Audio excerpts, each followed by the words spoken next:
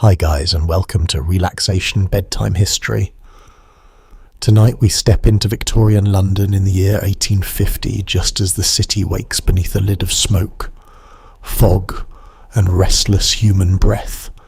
You stand on a narrow street before sunrise, with damp cobbles under your boots, soot in the air, and the smell of coal fires already crawling from chimney pots like some tired old dragon with employment issues. Somewhere nearby, a cartwheel grinds through mud. Somewhere above you, a baby cries behind a thin wall.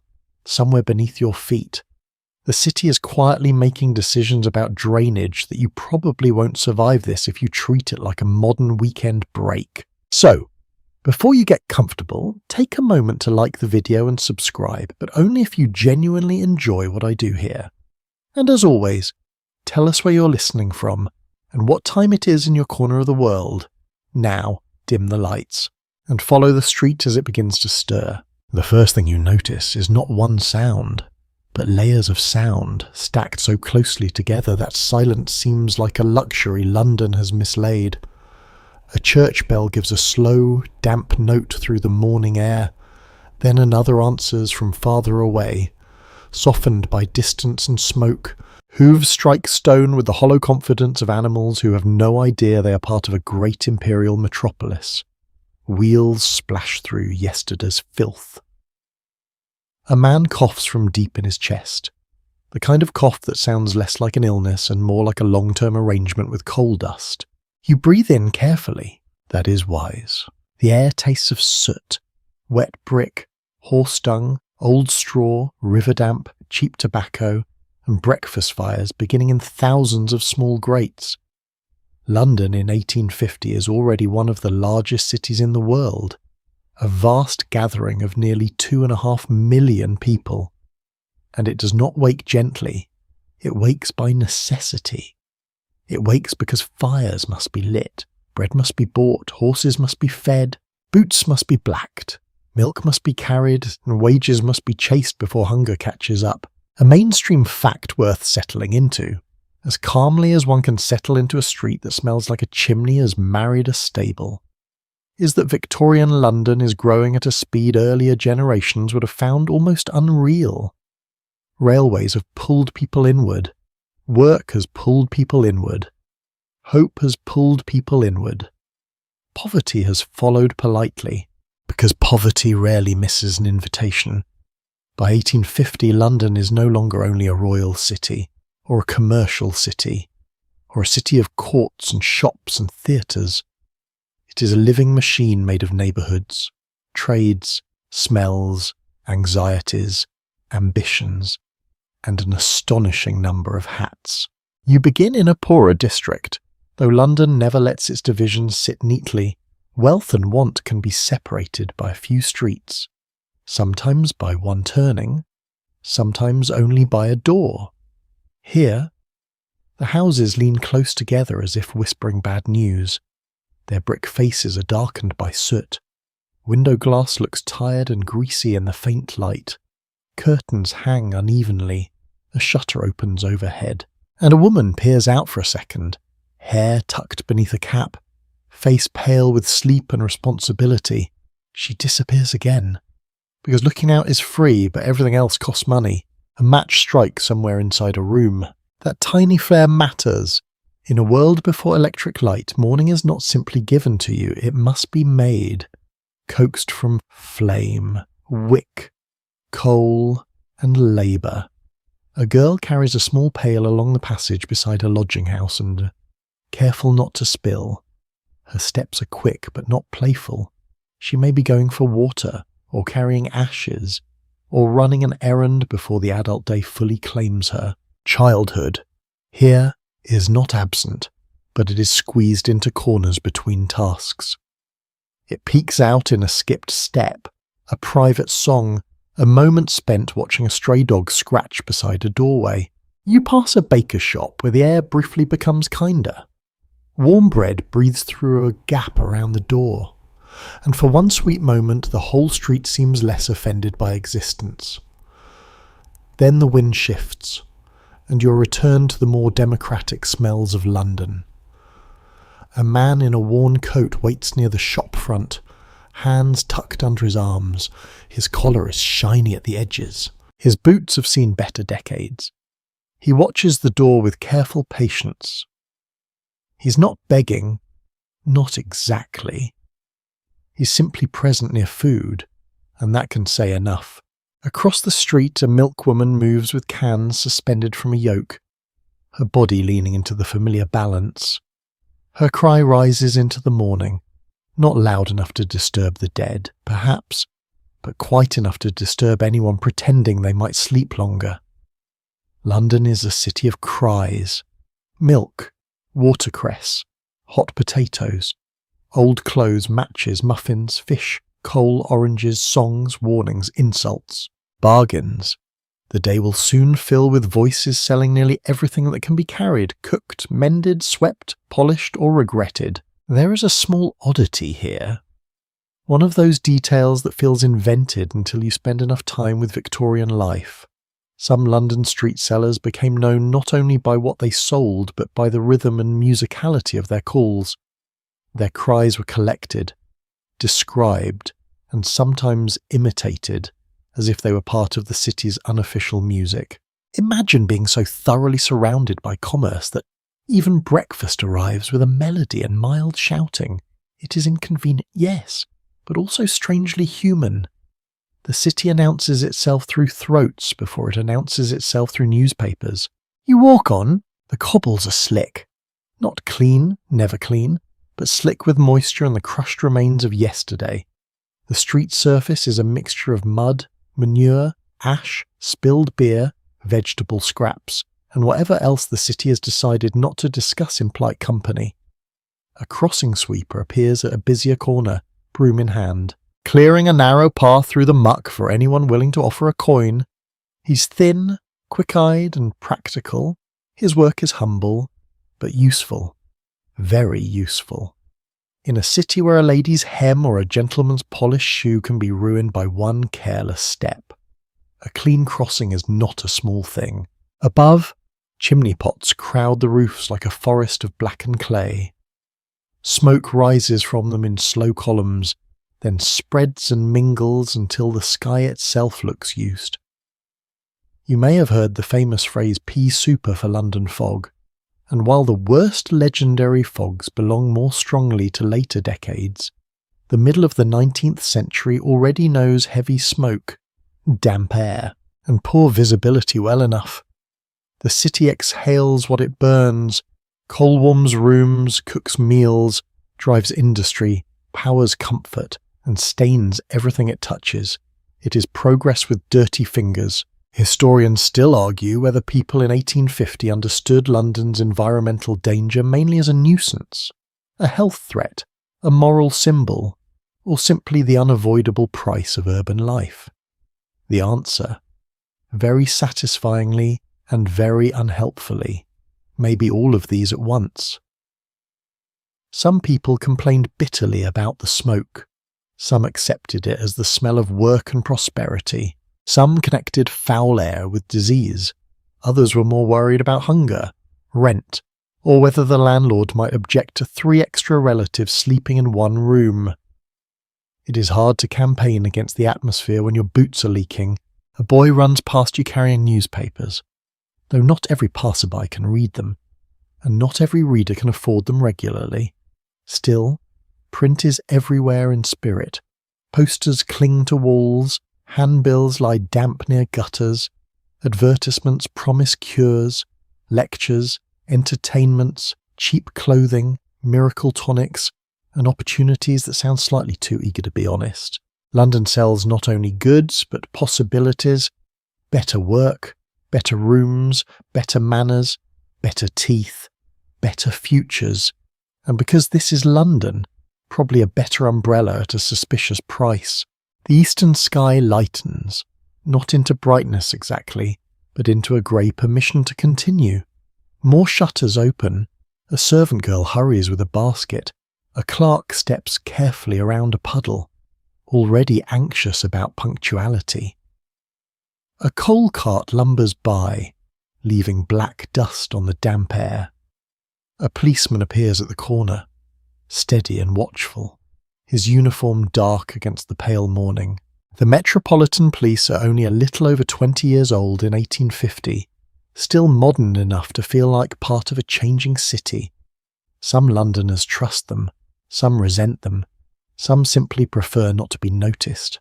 You pause beside a shop window where the glass reflects your dim outline. Behind you, the street continues to thicken. A woman bargains for kindling. A man yawns beside a barrow. A child stares at a horse as if the animal has secrets. The city feels harsh. Yes, but not deadened. It is full of tiny negotiations with discomfort. Someone laughs from an upper window. Someone curses a stuck wheel. Someone hums while sweeping a step. Life does not wait for cleanliness, fairness, or ideal housing conditions. It begins anyway, badly dressed and underfed perhaps, but punctual. And as the morning opens, you understand that daily life here is not one life. It is thousands upon thousands of lives pressed close together, brushing sleeves in the fog. London is wealth behind curtains and hunger beside bakeries. It is industry and illness, ambition and exhaustion, elegance and sewage, sermons and gin, manners and mud. It is not only the grand Victorian world of queens, exhibitions, railways and polished parlours. It is also the ordinary work of getting out of bed when the room is cold, the rent is due, the street is filthy, and the whole enormous city has already begun without asking whether you are ready. You step towards one of those narrow houses now, following the smell of ashes, damp wool, and boiling water, because before the street can fully make sense, you must see where the day begins for those who have almost no space at all. You step through the doorway and immediately understand that privacy, in this house, is more of a rumour than a condition. The passage is narrow, the air warmer than the street but heavier, carrying the close smells of damp wool, coal smoke, unwashed bedding, onions, old boots, and human sleep. A staircase climbs steeply upward, its boards worn into shallow hollows by feet that have passed over them in the dark, in a hurry, in worry, in hope, and sometimes after a little too much gin. Nobody has designed this place for comfort. Comfort, like a clean shirt or a quiet hour, must be fought for in pieces. The room you enter is not large, but it contains a whole world. A family has slept here, though the word family may stretch a little depending on who has paid for space this week. A mother folds a blanket near the wall. A father sits on a low stool, pulling on boots that are stiff from yesterday's damp. Two children still lie beneath a patched coverlet, curled together for warmth like puppies with responsibilities. Near the hearth, an older woman stirs something in a pot with the slow patience of someone who has learned not to expect miracles from breakfast. The ceiling is low, the window is small. Moisture gathers on the glass and runs down in thin lines, as if the room itself is tired. A string has been tied across one corner for drying clothes, though the clothes do not look fully dry. They look persuaded into a state of partial surrender. A chair holds a cracked basin. A shelf holds a few cups, a loaf end, a paper twist of tea, and a candle burned almost to its socket. The bed is not really a bed in the modern sense. It is a place where bodies fit when arranged carefully, and that must do. One plain historical truth settles around you here. Many working Londoners in the mid-19th century lived in crowded rented rooms, often taking in lodgers or sharing space with relatives to manage rent. The city's growth had outpaced decent housing for the poor, and landlords could profit from dividing houses into smaller and smaller units. A room might be bedroom, kitchen, workshop, nursery, sick room, and storage cupboard all at once. If that sounds stressful, that is because you enjoy such luxuries as doors, ventilation, and not sleeping beside the frying pan. You move carefully, because there is nowhere to move without entering someone else's business. Every object is placed with calculation. A coal scuttle near the hearth, a bundle of rags beneath the stool, a small box that may contain the family's better clothing, papers, and anything that must not vanish. A cracked mirror hangs on the wall, clouded at the edges.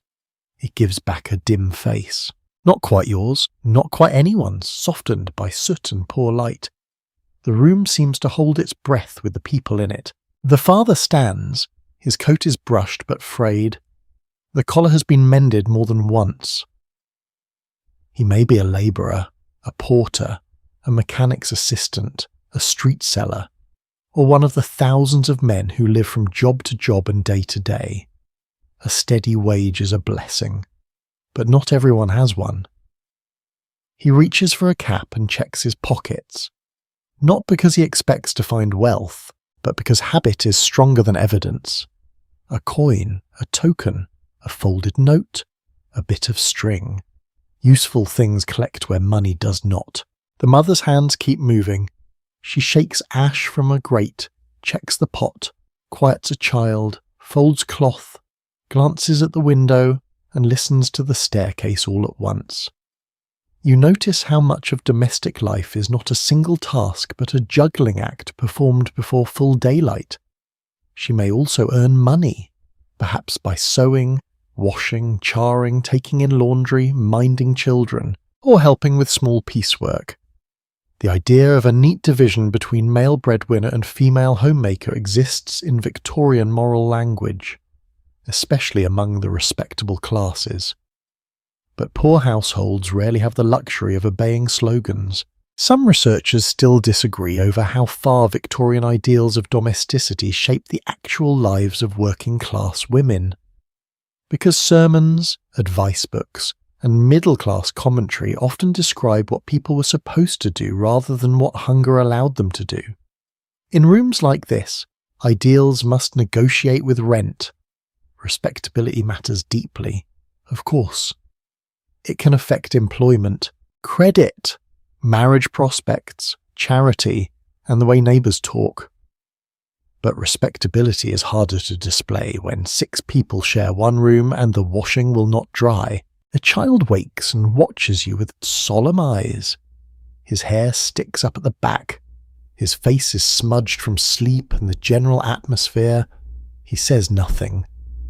Children in crowded housing learn early that adults carry moods like weather. Some mornings are safe for questions, some are not.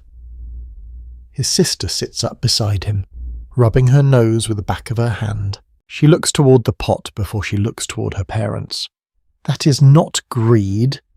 That is information gathering. The older woman by the fire coughs, then mutters something about the coal.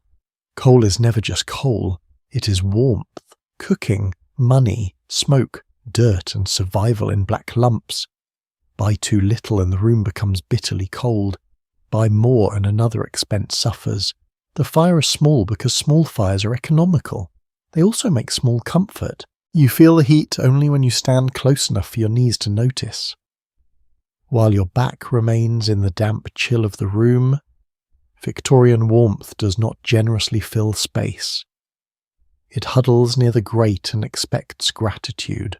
A curious little detail sits in the corner of daily life here.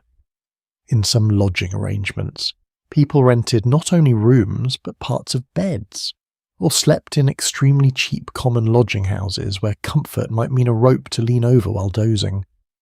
These stories were often exaggerated by reformers and journalists, because shocking details sold pamphlets as efficiently as oranges sold from a barrow.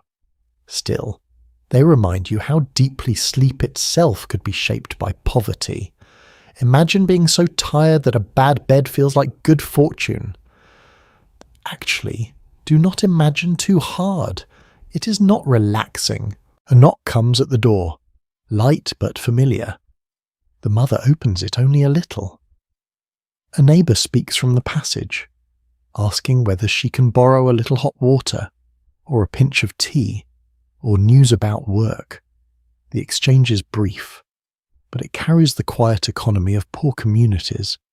People borrow, lend, watch, judge, help, and remember. A neighbourhood can be a net or a trap, often both before breakfast. Your reputation lives in other people's mouths, and the walls are thin enough to feed it daily. You hear someone quarrelling upstairs, not dramatically, not yet. A low argument rises, falls, then becomes footsteps. A baby begins crying in another room. From below comes the scrape of a pail. The house is waking vertically, floor by floor, as if each landing has its own weather.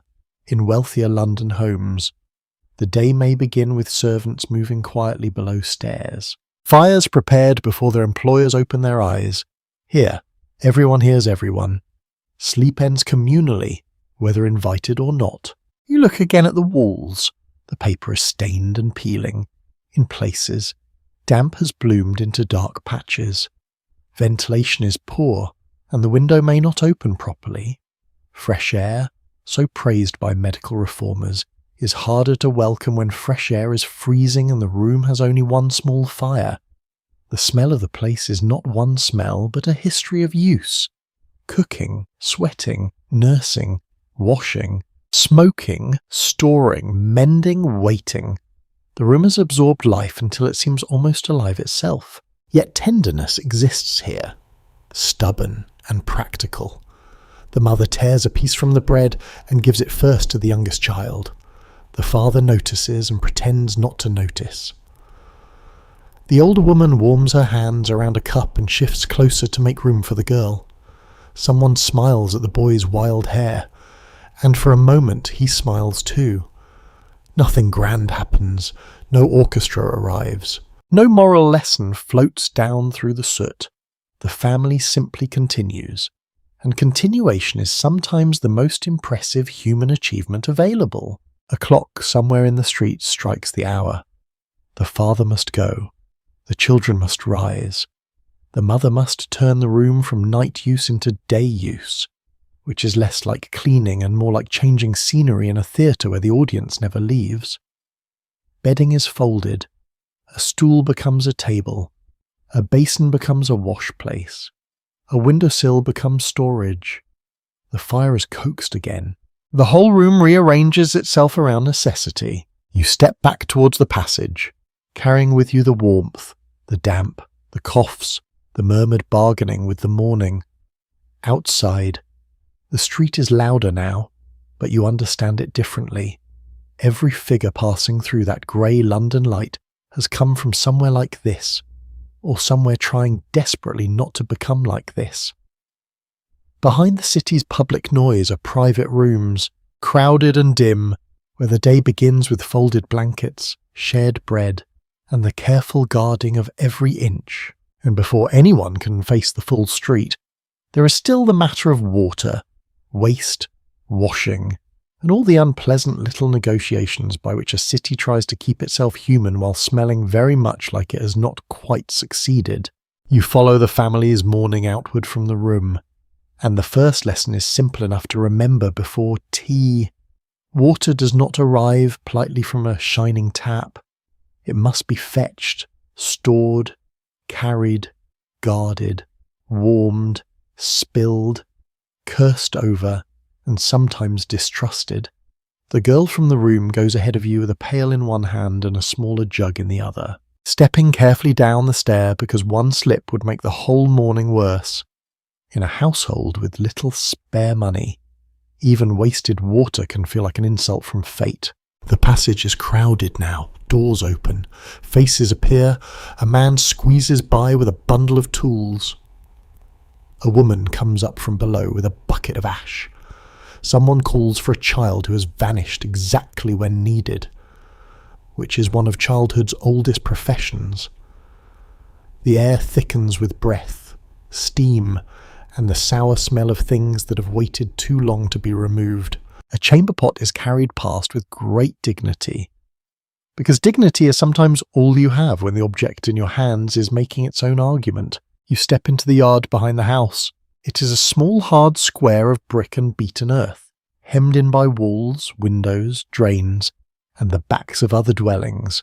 A pump stands near one side, though not every yard has one, and not every pump gives water that a modern person would want within conversational distance of their mouth. A line of women and children waits, each with a vessel, Their shawls are pulled close. Their fingers are red from cold. The pump handle creaks as it rises and falls. A tired mechanical sigh in the morning air. One ordinary fact of life in 1850 is that many London households still depended on shared pumps, standpipes, wells, water carriers, or intermittent supplies from private water companies. Water might come only at certain hours, which meant families stored it in tubs, cisterns, jars, and whatever containers could be trusted not to leak too badly. The very idea of instant clean water inside every home belongs to a later world. Here, water is public, heavy, seasonal, and often suspicious. It has geography, it has politics, it has a smell. The girl waits her turn. Ahead of her, a woman complains that the water is cloudy again. Another says cloudy water is better than no water. This is not comfort, exactly, but it is the kind of practical philosophy poverty produces before breakfast. When the pump handle moves, the first rush splashes into a wooden bucket, brownish at the bottom, clearer at the top.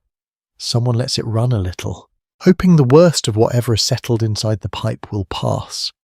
Hope is useful, though it has never been a reliable disinfectant. You notice how close everything sits together. The pump is not far from the privy. The privy is not far from the drain. The drain is not far from the place where children play. The children, naturally, do not hold a public health conference about this. They hop around a puddle, poke at something with a stick, and laugh when one boy nearly falls. Adults see danger, cost, and inconvenience. Children see a small battlefield with excellent mud. The privy itself waits at the far end of the yard. A wooden door with a gap at the bottom and an odour that requires no formal introduction. In better houses, there may be a water closet, a relatively modern convenience that flushes waste away, or at least appears to do so with encouraging confidence. In poorer courts and crowded streets, shared privies may serve many people, and they may overflow, clog, stink, attract flies, and turn every warm day into an aromatic sermon on infrastructure. The Victorians are famous for morals, but no sermon can compete with a badly kept privy in July. A night soil man may have come in earlier hours, or may be expected later, collecting human waste from cesspits and privies for removal. It is work with little romance, unless your idea of romance includes a cart, a shovel, and the deep personal knowledge of urban digestion before complete sewer reform. London has a long and awkward relationship with what it produces. Waste is not invisible. It travels by bucket, drain, ditch, cesspool, gutter, and river. It has routes through the city, like any merchant or messenger. A rather strange detail, but entirely fitting for this world, is that waste itself could be valuable. Human waste, animal dung, bones, ash, rags, and kitchen scraps might all enter small economies of reuse. The city threw things away. Yes, but it also gathered them back up in surprising ways. Dung could be sold as manure, rags could become paper, bones could be processed for glue, fertilizer, or other uses. Victorian London is filthy, but it is not careless in the modern disposable sense. It is often too poor to be truly wasteful. Even dirt may have a buyer. The girl fills her pail, the handle cuts into her fingers when she lifts it. Water is heavy in a way descriptions rarely honour. A full bucket turns every stair into a negotiation. She carries it back through the passage, leaning slightly to balance the weight. A few drops splash onto her skirt. No one comments. There are worse disasters. Inside the room, the water begins another life. Some is poured into the kettle, some into the basin. Some is saved for rinsing cups. Nobody uses more than necessary. Washing the face and hands may happen quickly, with cold water that makes the skin tighten. Full bathing is not the daily private ritual a modern listener might imagine. For many working people, baths are occasional, improvised, shared, or taken at public washhouses where available. Cleanliness matters, but access decides what cleanliness can look like. It is hard to be fragrant when your plumbing strategy is carry the city upstairs in a bucket. The mother wipes the youngest child's face with a cloth. The child objects with the wounded dignity of the recently scrubbed. The boy dodges, is caught, and submits dramatically. A clean face is not merely about hygiene. It is about being seen. Dirt can mark class, neglect, illness, roughness. Yet working bodies become dirty because they work. That contradiction sits at the heart of Victorian respectability like a badly placed chair. You must appear clean, but the labour that feeds you may cover you in soot, mud, grease, and sweat before noon. Historians continue to debate how ordinary Londoners understood disease before germ theory became widely accepted, because older ideas about bad air, foul smells, dampness, moral weakness, and contagion overlapped in complicated ways. Many people believed miasma, or poisonous air from rotting matter, spread illness. This was not foolish in the simple way it is sometimes mocked, because foul environments genuinely often accompanied disease. The explanation was wrong, but the nose was not entirely lying. If a drain stank, something probably had gone badly wrong nearby. In the yard again, a woman throws dirty water into a drain. It runs sluggishly, carrying soap, ash, grease, and yesterday's crumbs into a channel already thick with contributions from other lives. Rain would help move it, though rain creates mud, and mud creates laundry, and laundry creates another argument with water. London has built itself into a magnificent system of circular inconvenience. Laundry is a world of its own. You see shirts, aprons, stockings, and baby linen soaking in tubs. Soap costs money. Fuel to heat water costs money. Time costs money. Even when nobody pays you for it, laundresses work brutally hard, bending over steaming tubs, rubbing cloth against boards, lifting heavy wet fabric until their arms ache. In small rooms, drying clothes fill the air with damp, which settles into bedding and walls. Cleanliness can make a home wetter, which is almost rude of it. On the street outside, the morning's dirt is more public.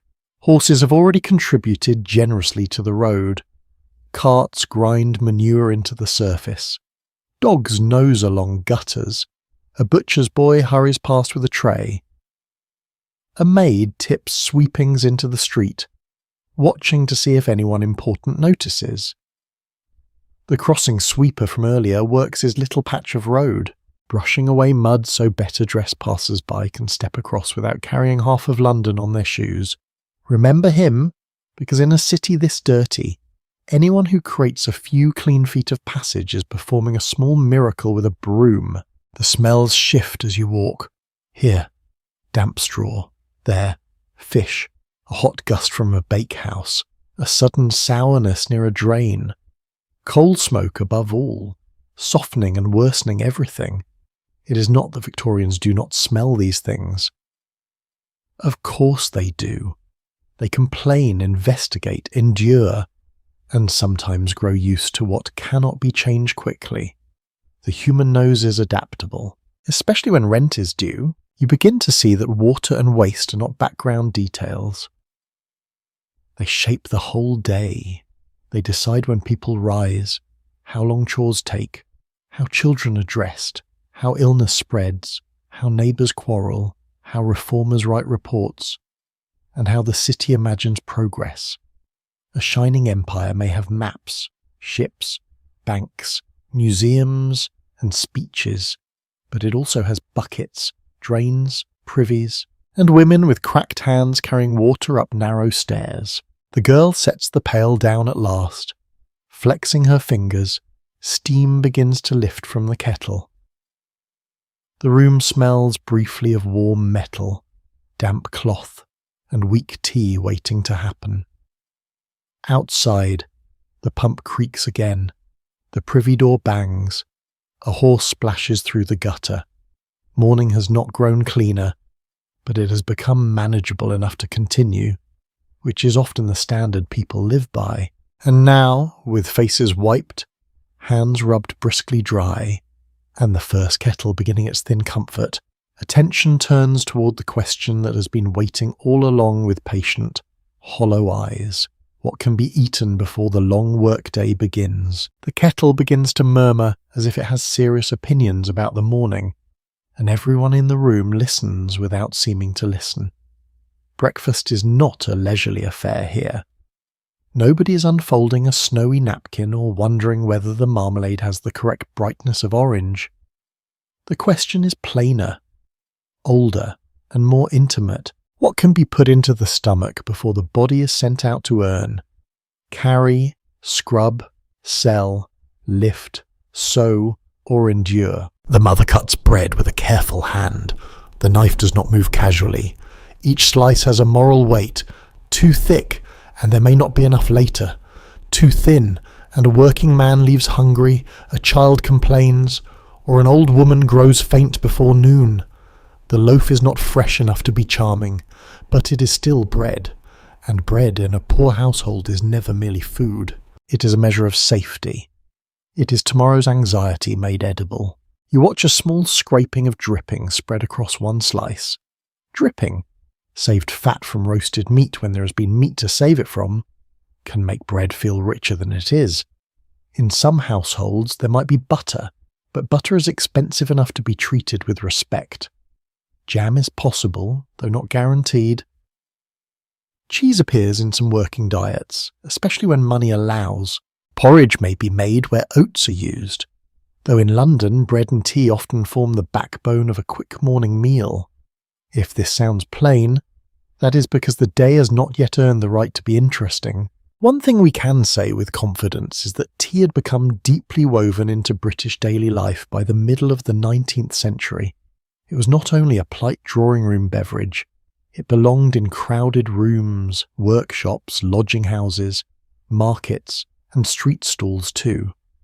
Tea warmed the hands, softened bread, filled pauses, and gave comfort even when brewed weakly enough to make the leaves feel personally embarrassed. Sugar, when available, made it more sustaining.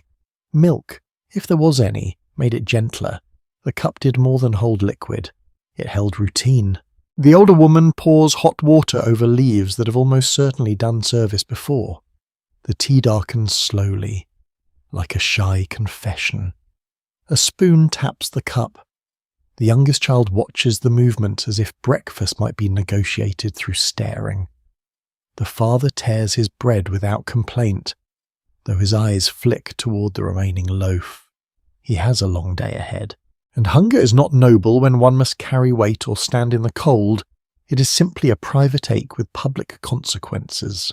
You sit near the hearth, close enough to feel the small heat on your knees. The smell of tea rises, thin and tannic. There is bread, smoke, damp wool, and a faint savoury trace of fat. Outside, the cries of sellers have grown louder. Milk, watercress, baked potatoes, muffins, fish. Each cry suggests abundance, but the pocket must answer before the mouth can. London sounds full of food, which is different from everyone being fed. An odd little corner of Victorian food life is the popularity of street snacks that were hot, cheap, and immediate.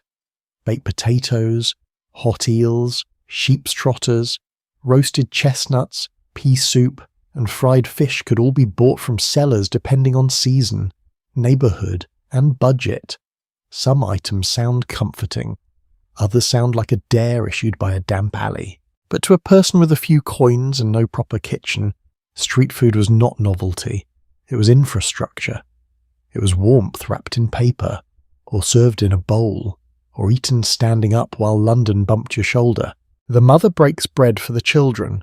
The boy receives his portion and eats too fast. His sister takes smaller bites.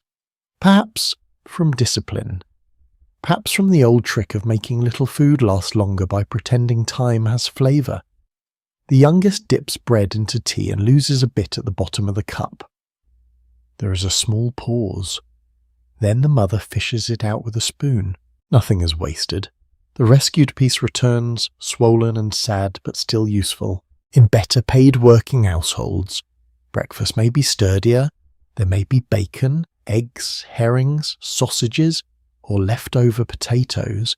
In more secure artisan families, food can have rhythm and variety in poorer rooms. However, morning often begins with bread and tea because both can stretch. Tea creates the feeling of a meal even when the meal is narrow. Bread gives the hand something to hold. Warmth tricks the stomach for a while. The human body is surprisingly easy to deceive in the morning, though only briefly. Not everyone who studies Victorian food agrees on how we should read these meals. Some researchers emphasise hardship and undernourishment, especially among casual labourers, unemployed families and overcrowded districts. Others warn that working-class diets varied widely by income, season, region, skill, gender, and family size. Both views matter. The poor were not all starving every day, and the comfortable were not all feasting every morning. But the margin was thin enough that illness, unemployment, rent, or a rise in bread prices could turn plain living into real distress very quickly. The father finishes his cup and stands. You hear the quiet scrape of the stool on the floor. This sound has finality. Breakfast is over for him, not because he's satisfied, but because the clock has spoken. Time, like bread, is rationed. He wipes his mouth with the back of his hand, checks his pockets again, and takes up his cap. Perhaps he'll buy something later from a street seller if wages or chance allow. Perhaps he will not. The body learns to plan around uncertainty, which is impressive and also deeply unfair. The mother saves a heel of bread. You notice it because she hides it without making a performance of hiding it.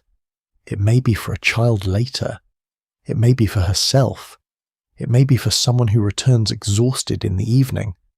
In crowded homes, food can be a source of affection, resentment, duty, and strategy all at once. Who gets the larger slice? Who says they're not hungry? Who is believed? Who is silently watched? A family meal is never only nutrition. It is a small parliament, held in crumbs. The children are now more awake. The boy licks his fingers. The girl asks whether there will be something at midday. The answer is not quite yes and not quite no. It is one of those adult replies that folds hope inside caution. Maybe. If the money comes, if the errand goes well, if the neighbour repays, if father finds extra work, if the weather holds, Victorian childhood includes many ifs, tucked into ordinary speech like pins in fabric. You notice how the room changes after eating, and not dramatically, but enough. Warm tea has softened faces. Bread has given the children motion. The father's shoulders seem set for the street. The old woman's cough eases for a few minutes.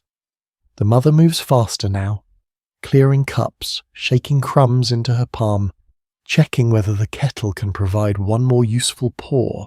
Breakfast has not solved anything. It has merely given everyone permission to continue. Sometimes that is the entire job of a meal. Beyond the window, a costermonger's call rises clear and bright. Watercress, crisp and green, sold in bunches by women and children, may become breakfast for someone who can spare a halfpenny. A slice of hot potato may be held in cold hands like treasure. A cup of coffee from a street stall may bring warmth to a labourer who has already walked miles. London eats in motion as much as it eats at tables. Food moves through the city on barrows, trays, baskets, carts, and cries. It steams in alleys. It waits behind counters. It is pawned, stretched, watered, seasoned, swallowed quickly, and remembered when absent. The father opens the door. Cold air enters at once, bold and unwelcome. The room tightens against it. He steps into the passage and is gone into the larger hunger of the city. The children begin to dress. The mother folds the cloth and sets aside the cup with the least crack. The hearth gives a small red glow under ash. Like a thought that has not yet gone out, you follow the father toward the street, past the pump, past the crossing sweeper, past the baker's breath of warmth.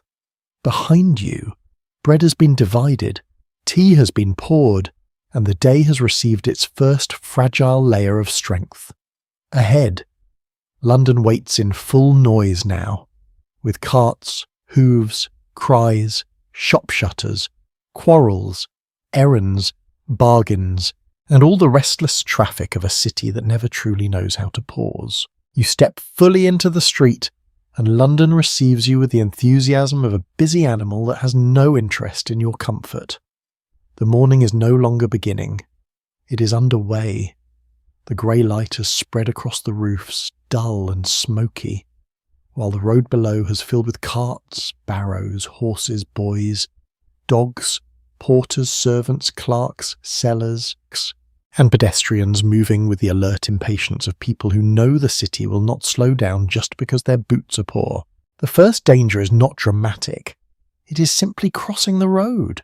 You stand at the edge of the pavement, or what passes for pavement, and watch the flow. A cart loaded with coal lurches by, black dust shaking from its sacks. A brewer's dray follows, pulled by heavy horses with shining harness and patient eyes. A cab rattles past, its wheels throwing up mud in a manner that feels almost personal. A boy darts between vehicles with a bundle under one arm. Someone shouts at him. He does not stop. In London, hesitation can be as risky as boldness, though boldness also has a talent for getting people crushed. The crossing sweeper is there again, broom moving steadily through the muck. You remember him from the earlier street, making his small clean path as if he has been appointed minister of a very narrow kingdom. He clears horse dung, mud, ash, and street refuse from the crossing, then waits with his palm half open, not quite begging, not quite charging. His service depends on recognition. A better-dressed woman steps over the cleared path and gives him a coin without looking directly at him. The boy nods. That nod contains work, pride, calculation, and probably a private review of her generosity. A reliable detail from the period is that London streets in 1850 were still dominated by horse-drawn traffic. Horses carried people, goods, coal, beer, building materials, food, messages, furniture, and nearly every physical demand of the city. They also produced enormous quantities of manure, needed feeding, stabling, grooming, shoeing, and constant management. Before engines took over the streets, the city ran on hooves. If you enjoy romantic images of carriages, Victorian London is very happy to remind you that every romance comes with a stable yard and a shovel. The road surface is uneven beneath the traffic. In some places it is paved with stone, in others patched, rutted, or muddied into a paste that clings to wheels and hems. The sounds are dense and strangely musical once your ears accept defeat. Iron rims grind over stone, harness chains jingle, hooves strike, slip, and recover. Men call directions, women bargain at stalls, bells ring from carts. A dog barks at nothing important but with great conviction. Above it all, street sellers send their cries into the air, stretching syllables so customers can identify them from half a street away. You pass a costermonger standing beside a barrow of vegetables. His goods are arranged with more artistry than their bruised surfaces deserve. Carrots, onions, greens, apples, perhaps a few potatoes, each placed to suggest plenty where plenty may not exist.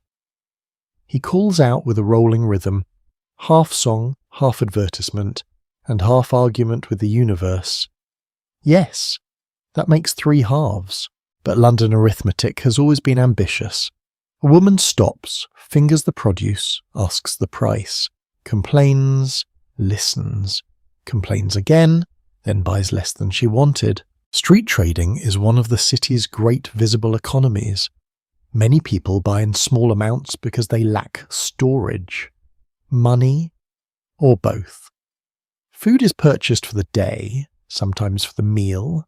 A penny matters, a halfpenny matters, credit matters even more. And so does reputation. A seller who cheats too openly may lose customers, but a customer who cannot pay may lose access to tomorrow's supper. The street is not simply a place of movement. It is a marketplace, a meeting point, a rumour mill, a courtroom, a theatre, and occasionally a trap. One curious feature of Victorian street life is how specialised some occupations could become. There were sellers of baked potatoes, watercress, oranges, cat's meat for household pets, old clothes, matches, songs, bootlaces, and many other tiny necessities.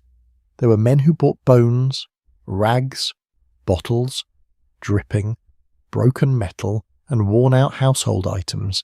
Even rubbish had categories. London was not just consuming, it was sorting, reselling, carrying, crying, haggling, and reinventing value out of what others had no room to keep. A broken umbrella might still have a future, which is more than some umbrellas deserve. You move past a narrow shop where shutters are being opened. The shopkeeper steps out, sweeps the threshold, and looks over the street with the expression of a man who trusts neither weather nor customers. Behind his window, goods are displayed with care. Soap, candles, tea, tobacco, paper, buttons, or perhaps small groceries. Depending on the street, the glass separates desire from purchase. A child pauses to look, then is tugged onward by an older sibling. Looking is free, but lingering can invite scolding. A busier road opens ahead, and the traffic thickens. Omnibuses roll through the city carrying passengers along fixed routes. Though the ride may jolt the bones and test the patience, cabs can be hired by those with money. Many others walk. Walking is the great common transport, unpaid and exhausting. You see clerks in dark coats, apprentices with parcels, maidservants carrying baskets, labourers with tools, school children, errand boys, and women whose shoes are already damp at the edges. Each person charts a path through moving obstacles. Nobody has painted neat lanes for them. Nobody has offered a cheerful little button to stop traffic. You cross when judgment says now. There is still disagreement among historians about how Londoners experienced the street, whether as a place of freedom, danger, opportunity, disorder, or social mixing. The answer depends heavily on who you are. A young man with work may feel the street as energy and possibility. A respectable woman may experience it as exposure, inconvenience, and unwanted attention. A child may find adventure, income, and danger tangled together. A policeman may see routes, crowds, suspects, and trouble. A poor seller may see survival itself laid out in cobbles and corners. You notice the clothing as people pass. Skirts lifted slightly above the muck, boots polished, cracked, patched, or nearly collapsed, shawls pulled tight, caps, bonnets, hats, aprons, coats shiny from wear. Appearance matters, even in a dirty city. Perhaps especially in a dirty city. A clean collar can speak before a person does. A decent bonnet can defend a woman's reputation more efficiently than a speech. Mud on a hem is normal. Too much neglect is evidence, at least in the eyes of those who enjoy judging others as a recreational sport. A carriage passes, finer than the carts around it, and for a few seconds the street rearranges itself around class. A groom sits upright, the horse is well kept, the wheels are cleaner, though not clean for long. People make space, some willingly, some because being run down by elegance is still being run down. Inside, behind glass, someone is seated in relative quiet. The passenger may feel London's motion, but not its full touch. That is one of the privileges of money. The city still inconveniences you, but it does so through upholstery. Then a porter shoves through with a load on his back, bent forward under weight. His shoulders do not care about upholstery. His breath comes hard. He knows the street through muscle, distance, and balance. You step aside for him, and he passes without thanks because thanks require spare air. A fish seller follows, leaving a sharp smell behind. A chimney sweep's boy, blackened with soot, moves near a wall. A woman selling watercress laughs at something another seller says. The laugh is quick, bright, and gone. London street cries continue around you, and you begin to hear them as a kind of map. Each call tells you what time of day it is, what neighbourhood you're in, what people can afford, what season has brought, and what labour has already occurred before the seller reached this corner. A muffin man belongs to one rhythm, a milk seller to another, a dustman to another. The city is not quiet because it cannot afford quiet. Noise is how goods find buyers, how warnings travel, how status announces itself, and how lonely people remember they are not alone. You pause beside a puddle reflecting a broken slice of sky. Hooves shatter it. The grey light trembles, then reforms. That is London too. Always disturbed, always returning to shape, never quite clean. Behind you are the crowded rooms, the pump, the breakfast table, the careful slices of bread.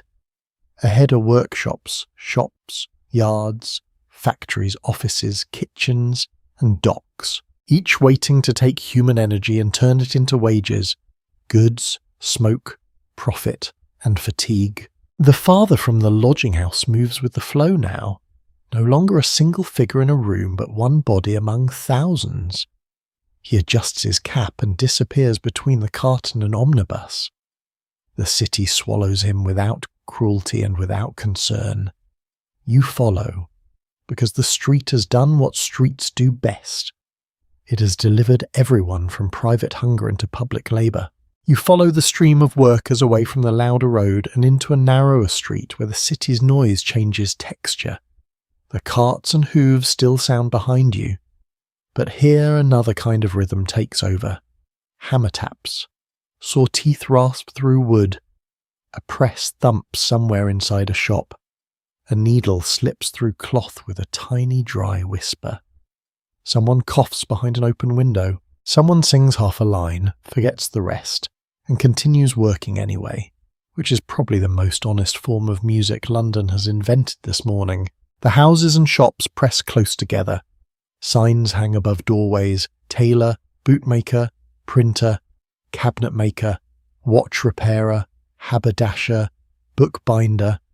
Small trades live beside one another in rooms that are not quite shops and not quite homes. Work spills across thresholds.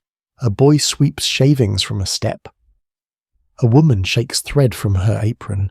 A man carries a bundle of leather under one arm and walks as if the bundle has opinions. Windows are clouded with dust, steam, or the faint greasy film that London applies to almost everything, like a citywide subscription service nobody requested. You enter a shoemaker's workshop first, ducking under a low lintel into a room warmed by bodies, glue, leather, and a small fire that does its best without being praised. The smell is strong but not unpleasant. Tanned hides, waxed thread, damp wool, old wood, and the sour sweetness of labour sit together in the air. Several men sit bent over their work, lasts between their knees, awls in hand, fingers moving with quick precision. Their backs curve, their heads lower. Their world narrows to leather, stitch, sole, nail, and the promise of payment. One solid piece of context is that much Victorian production still happened in small workshops and domestic spaces, even as factories grew more visible and powerful. London was full of skilled and semi-skilled trades that worked through masters, journeymen, apprentices, piece rates, subcontracting, and family labour. Industrial Britain was not only giant mills and smoking chimneys, it was also rooms like this, where goods emerged from cramped benches, sore eyes, bent shoulders, and a great deal of unpaid patience from everyone nearby. A young apprentice watches the older men and tries not to seem slow. His hands are nicked and stained. He has the anxious alertness of someone who knows correction may arrive before kindness. Apprenticeship can mean training, shelter, and future opportunity, but it can also mean long hours, obedience, poor food, and the special misery of being young under the authority of a man who believes discomfort builds character, which is convenient, because discomfort is very affordable. The master of the shop looks up briefly, measuring you with a glance that asks whether you are customer, creditor, nuisance, or tax collector. Satisfied that you are at least not immediately expensive, he returns to his work. Finished boots sit near the wall, upright and stern. They look sturdier than the people who made them. That happens often in history. Objects survive, bodies pay. You move onward to a room where women sew near a window, catching the best of the light before it fades or shifts. Their work is fine, repetitive, and badly paid. A sleeve, a seam, a hem, a buttonhole. Cloth piles on one side and finished pieces on the other. A baby sleeps in a basket beneath the table, rocked now and then by a foot while hands continue stitching. The needle does not pause for childcare. The needle has never been sentimental. There is still debate among historians about how to measure women's work in this period, because so much of it was irregular, home-based, under-recorded, or hidden within family economies. A census might label a wife in one way, a wage book might miss her entirely, and a neighbour might know very well that she sewed late into the night to keep rent paid. The official record can make women's labour look smaller than it was.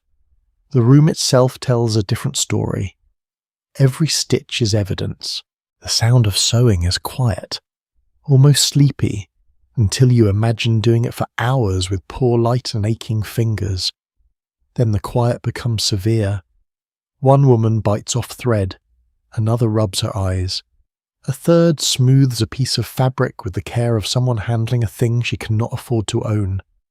Fashion depends on invisible hands, respectable collars, neat cuffs, morning dresses, servants' uniforms, gentlemen's waistcoats, children's pinafores, all pass through rooms where respectability is manufactured by people who may struggle to appear respectable themselves.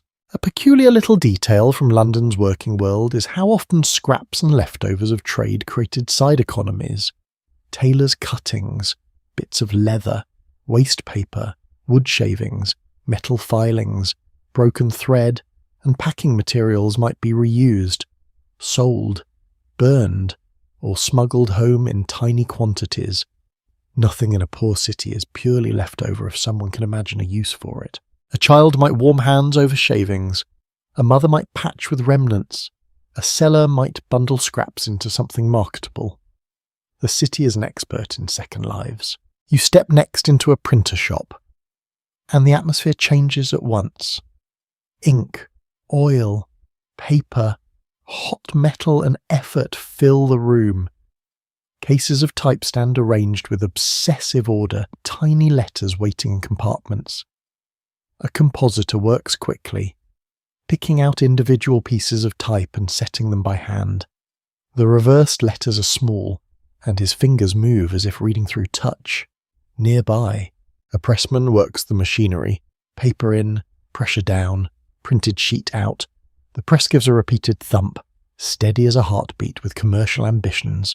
Print matters in this city: newspapers, handbills, pamphlets, tickets, advertisements, religious tracts, cheap fiction, political notices, theatre bills, manuals, catalogues, and scandalous little publications move through London like another kind of bloodstream.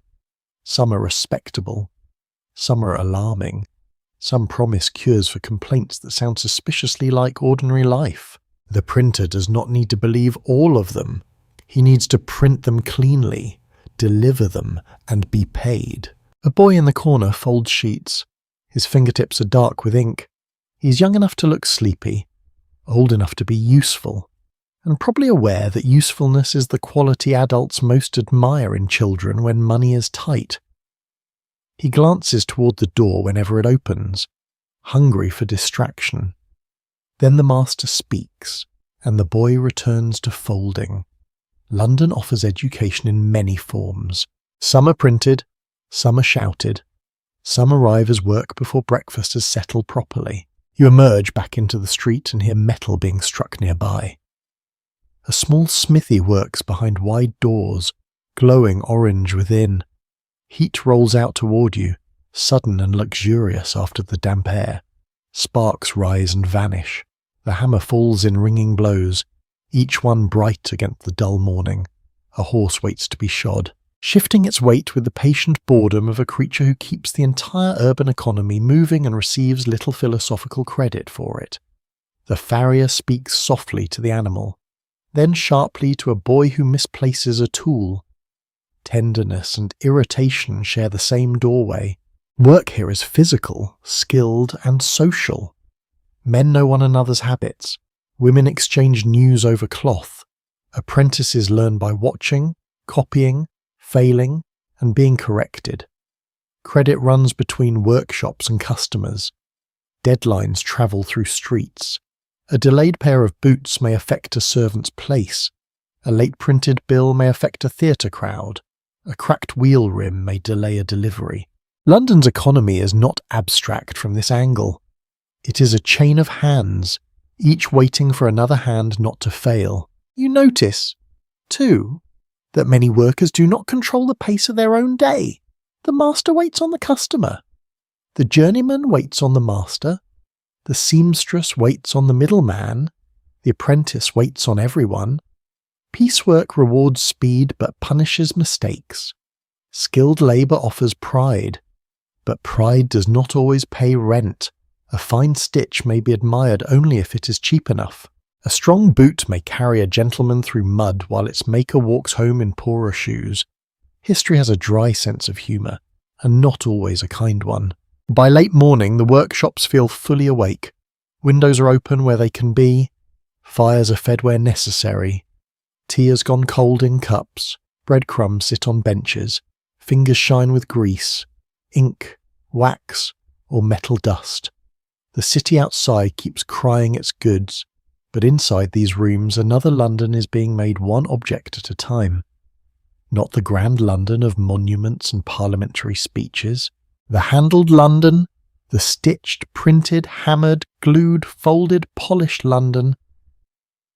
The London that fits under fingernails. You step back into the street as a bundle of finished work is carried past you, wrapped in cloth and tied with cord. It may become clothing in a shop window, papers on a wall, boots on a clerk, or furniture in a parlour where nobody thinks about the cramped room where it began. That is how daily life hides its own machinery. Finished things look calm, making them as noisy, close, and tiring. Ahead, the smell of coal thickens, and the street seems to slope toward larger labour. Beyond the small shops and upper rooms lie the yards, warehouses, docks, and industrial spaces where bodies meet heavier loads, louder machines, and the broad appetite of the city's trade. The street broadens again, and the smaller sounds of hand tools begin to give way to heavier voices. You hear wheels over stone, chains dragged across timber, iron hooks knocking against posts, sacks dropped with dull thuds, and somewhere beyond the buildings, the low, busy breath of the river. London's labour grows larger here. It spreads into yards and warehouses, under cranes and gantries, beside wharves where mud grips boots and the smell of trade rises with the tide. You follow a line of men toward the docks, and the air changes before the river itself appears.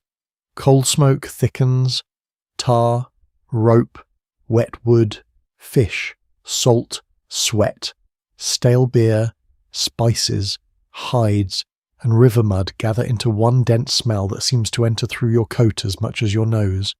It is not beautiful, not in the soft picture book way, but it has power. It smells like a city feeding itself from the world and sending pieces of itself back out again. The Thames waits ahead, brown, restless, crowded with vessels, barges, lighters, ferries, and masts standing like a leafless forest.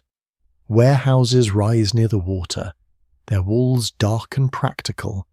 Men unload cargo under the eyes of clerks, foremen, guards, and men who look as if they have been waiting for work since before sunrise. Some will be hired, some will not. That small decision may govern the day's food, mood, and dignity. By 1850, London's docks were central to the city's commercial life, receiving goods from Britain's coastal trade and from overseas routes tied to empire, industry and global exchange, tea, sugar, timber, tobacco, wine, wool, grain, spices, metals, and countless other cargoes moved through these riverside spaces. The city did not merely consume what arrived, it sorted, taxed, stored, inspected, insured, auctioned, stole, guarded, packed, and redistributed it. London had a talent for turning distance into paperwork. You watch a group of dock labourers take up sacks from a barge. Their bodies work in rhythm, bending, lifting, turning, climbing, lowering. A sack that looks manageable from across the yard becomes enormous when placed on one man's back. His knees flex, his neck tightens. He steps forward with the steady urgency of someone who knows that stopping is often harder than continuing. The load moves because he moves. Trade becomes muscle. There is no gentle romance in casual dock work. Hiring can be uncertain, and a man may spend hours waiting only to be sent away.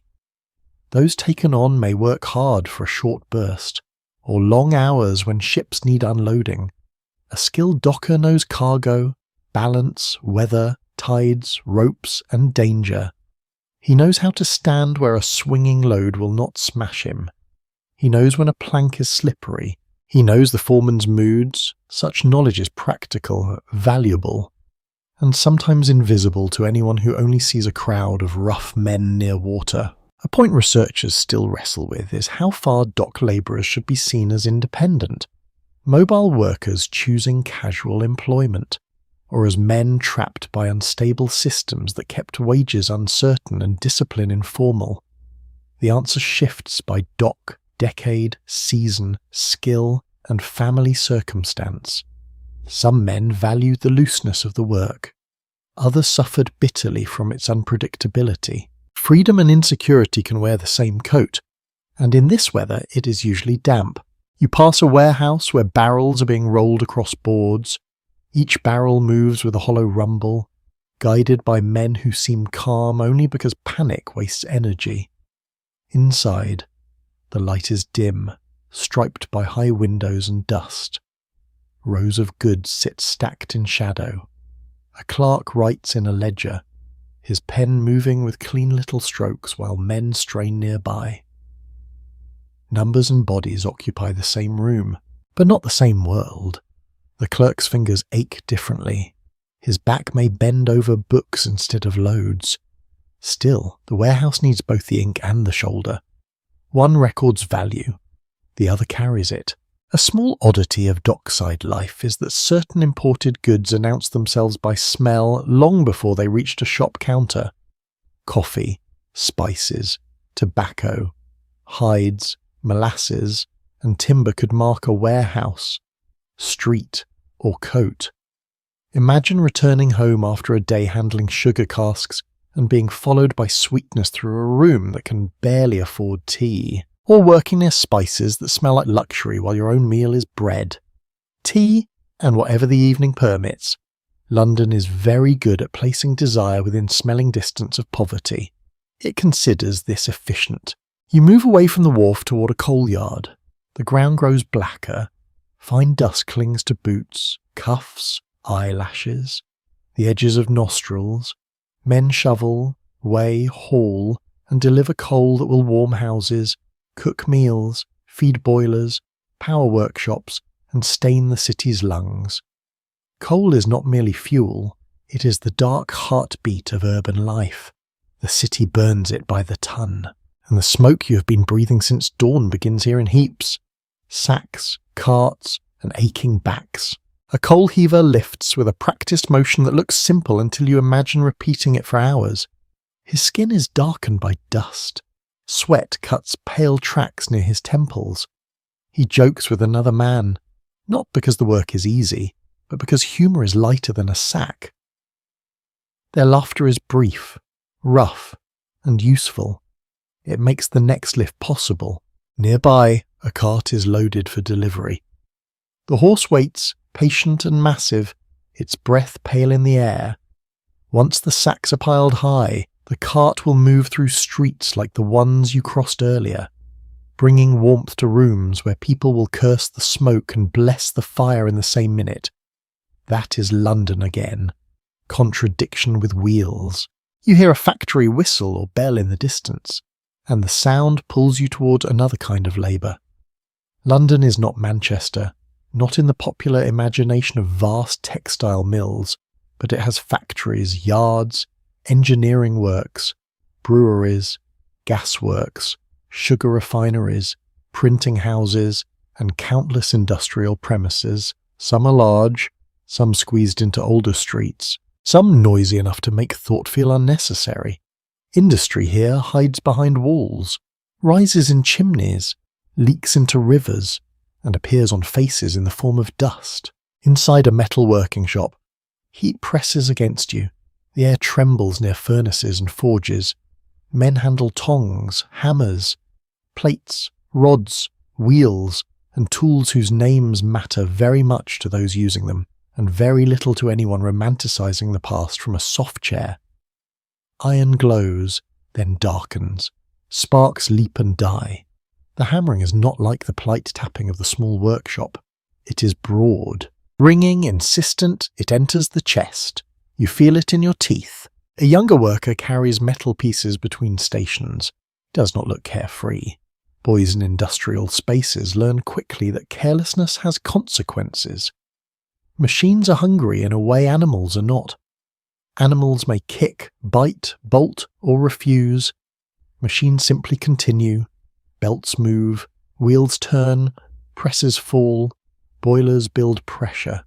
In 1850, safety is often a matter of skill, luck, attention, and whether anyone with authority thinks protection is worth a delay. You notice the bodies shaped by different trades, dockers with powerful shoulders, coal workers blackened and coughing, metal workers moving around heat as if negotiating with a domestic dragon, warehousemen bent by lifting, factory hands alert to motion and timing.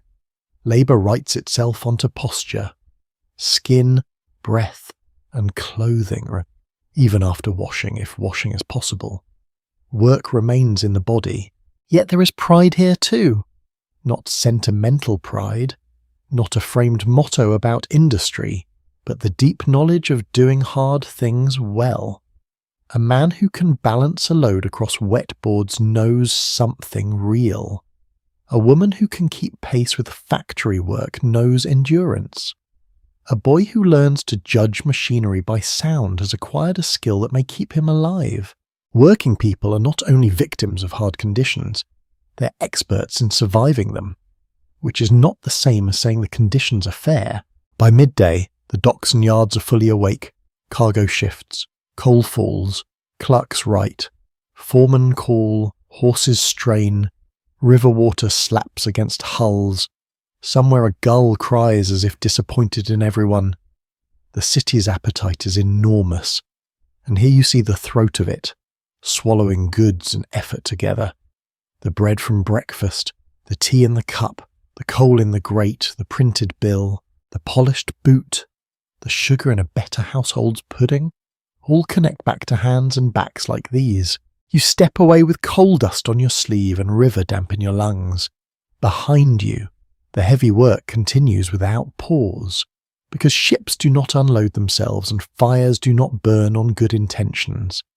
Ahead, however, another London waits behind cleaner doors and brighter windows, where comfort appears smooth, orderly, and almost effortless, provided you do not look too closely below the stairs. You leave the coal dust and river damp behind, though not completely, because London likes to travel on your clothes. The streets grow a little wider, the shop fronts a little cleaner, the door knockers a little brighter. Here, the houses stand with more confidence. Their steps are scrubbed. Their windows have curtains that suggest respectability rather than emergency insulation. Brass plates gleam beside doors. Railings guard small basement areas where another world begins below pavement level. A world of kitchens, sculleries, Coal holes, bells, boots, and tired feet moving before anyone upstairs admits the day has started. You approach a middle-class house. Not a palace, not a mansion, but solid enough to tell the street that someone inside has regular income and opinions about proper behaviour. The front door presents order. The basement entrance tells a fuller story. Down the area steps, a maid in a dark dress and apron carries a coal scuttle with both hands. Her cap is slightly crooked, but there's no time to correct it. A delivery boy waits with a basket. Somewhere inside, a bell rings. The maid hears it, pauses for 1 second, and her face says what her mouth does not. Yes, of course. Naturally. The universe has rung again.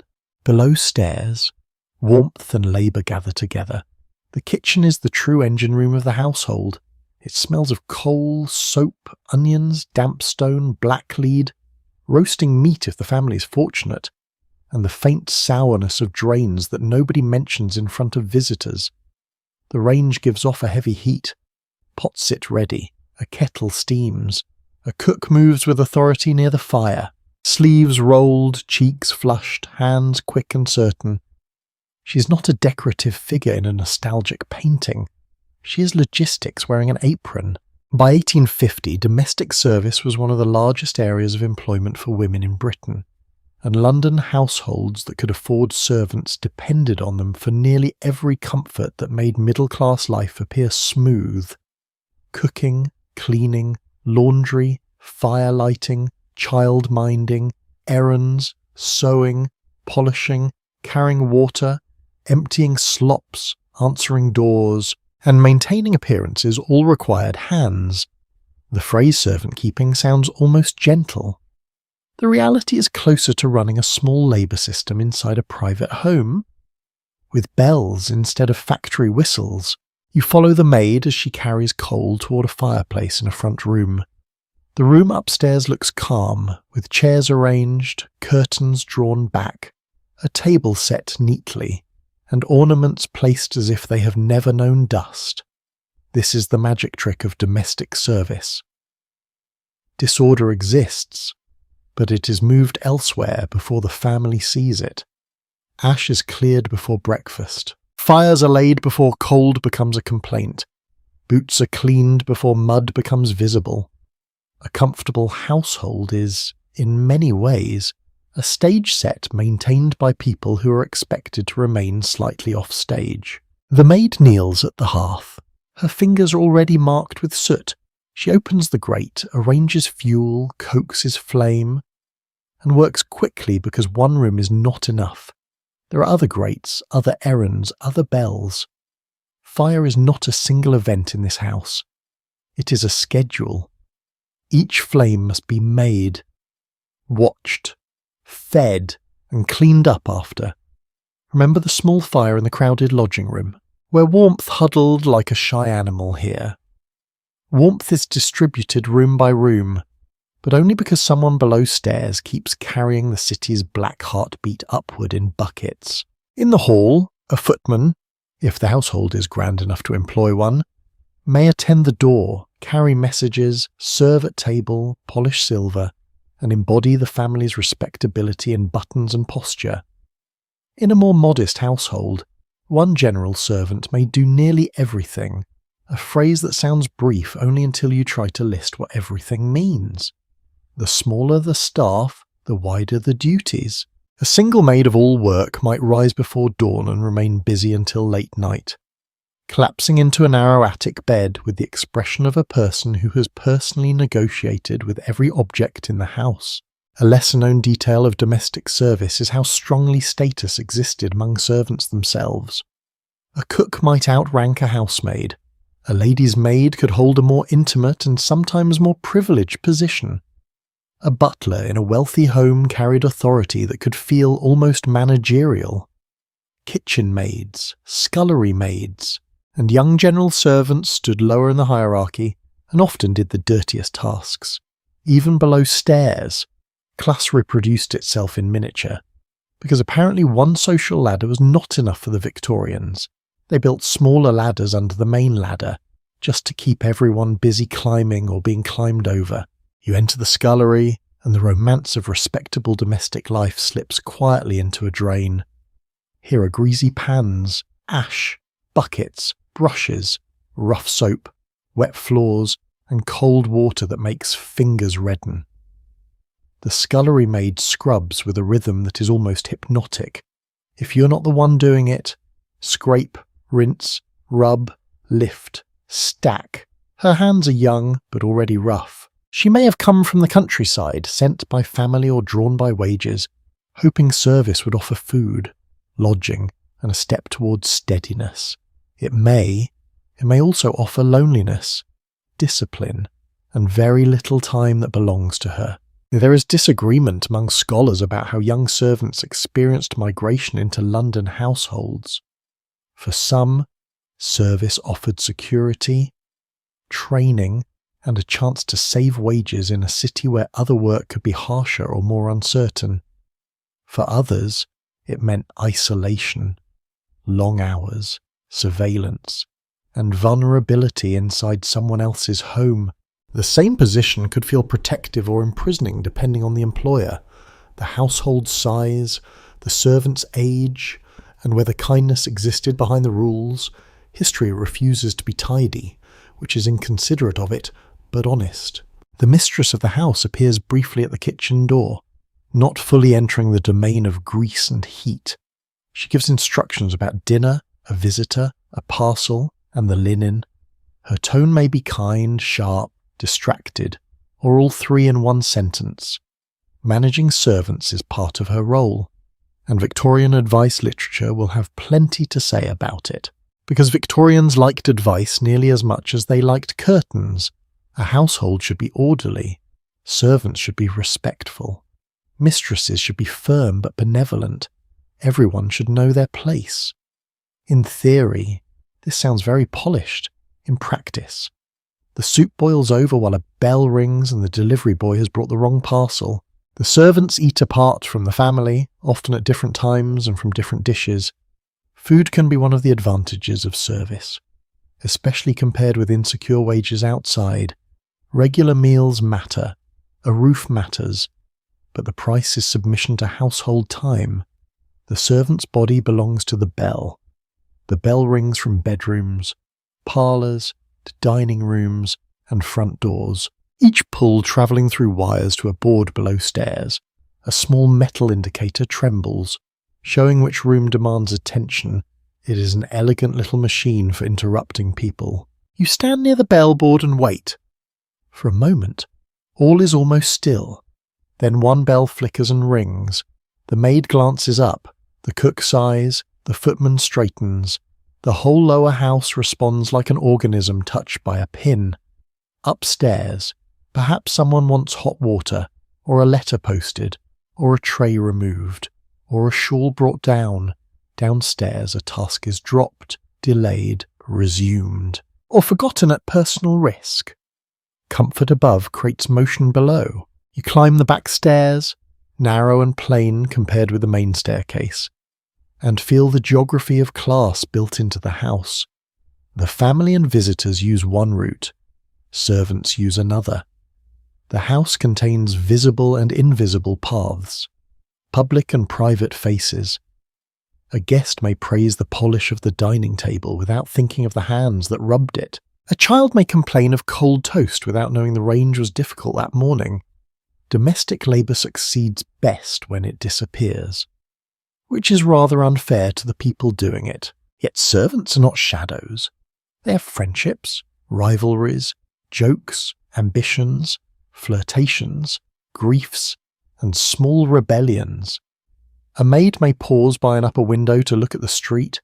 A cook may save a choice morsel for a favourite kitchen maid. A footman may know more about the family's secrets than the family would enjoy.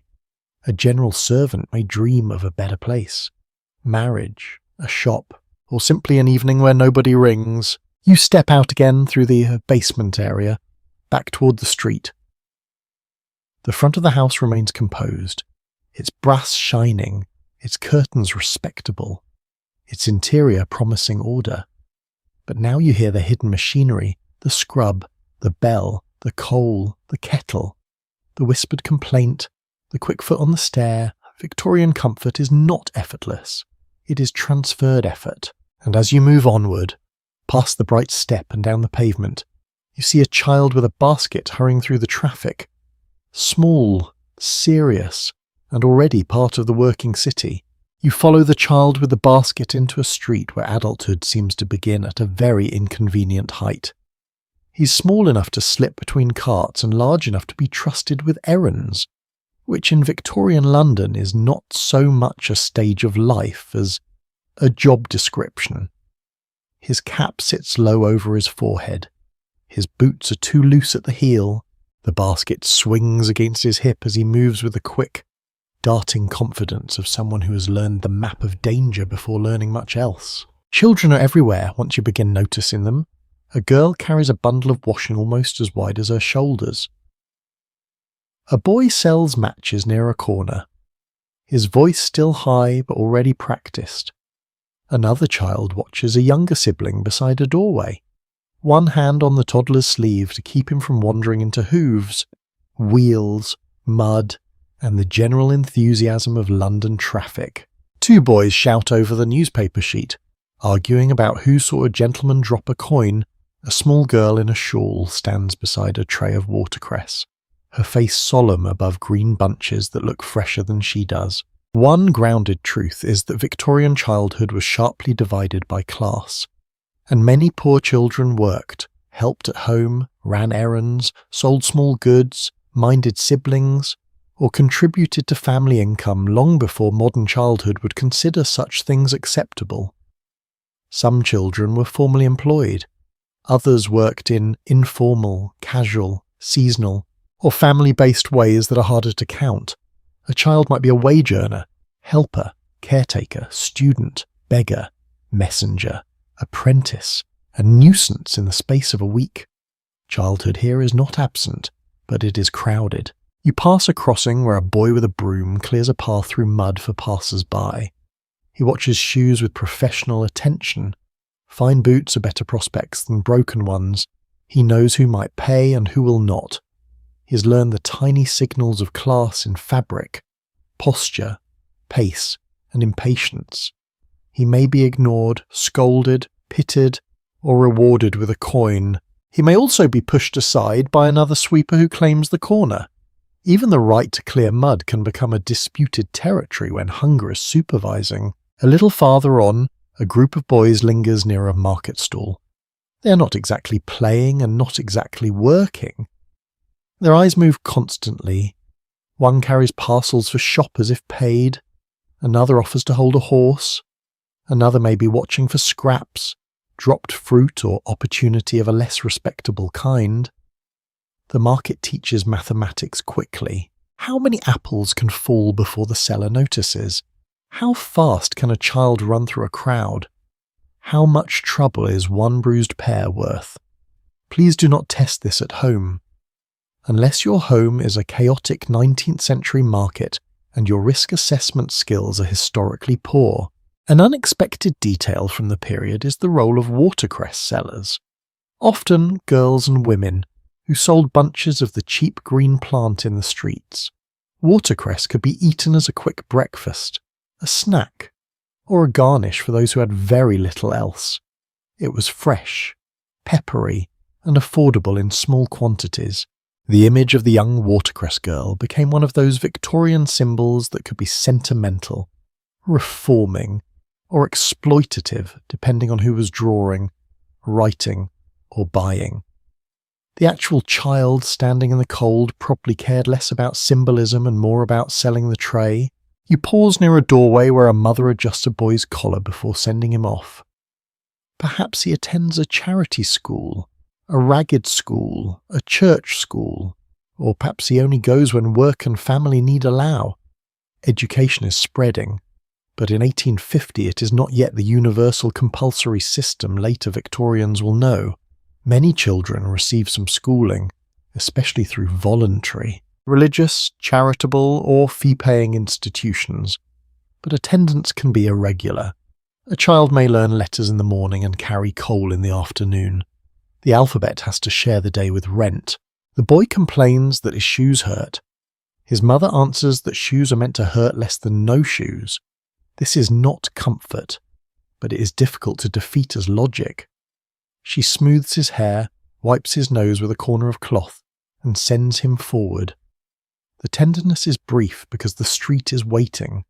Love, in poor households, often appears as speed, a button fastened, a crust saved, a warning shouted just in time.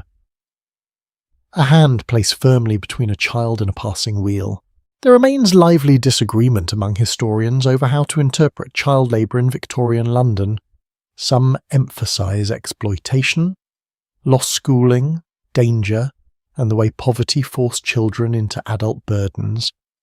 Others point out that families often saw children's earnings as necessary contributions, and that work could teach skills, independence, and street knowledge in a world with few safety nets.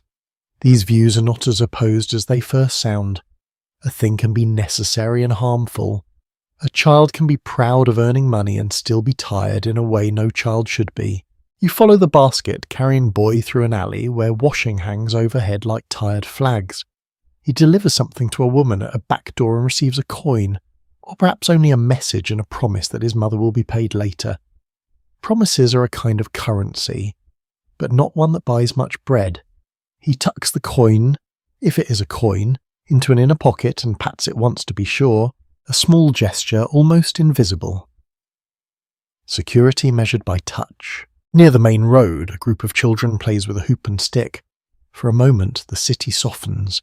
The hoop rolls, wobbles, recovers, and the child running behind it laughs with pure triumph. Another child shouts advice no one requested. A dog joins, badly. The game takes place inches from mud, carts, adult irritation, and possibly disaster. But it is still play. This matters. Victorian working children were not tiny adults at every moment.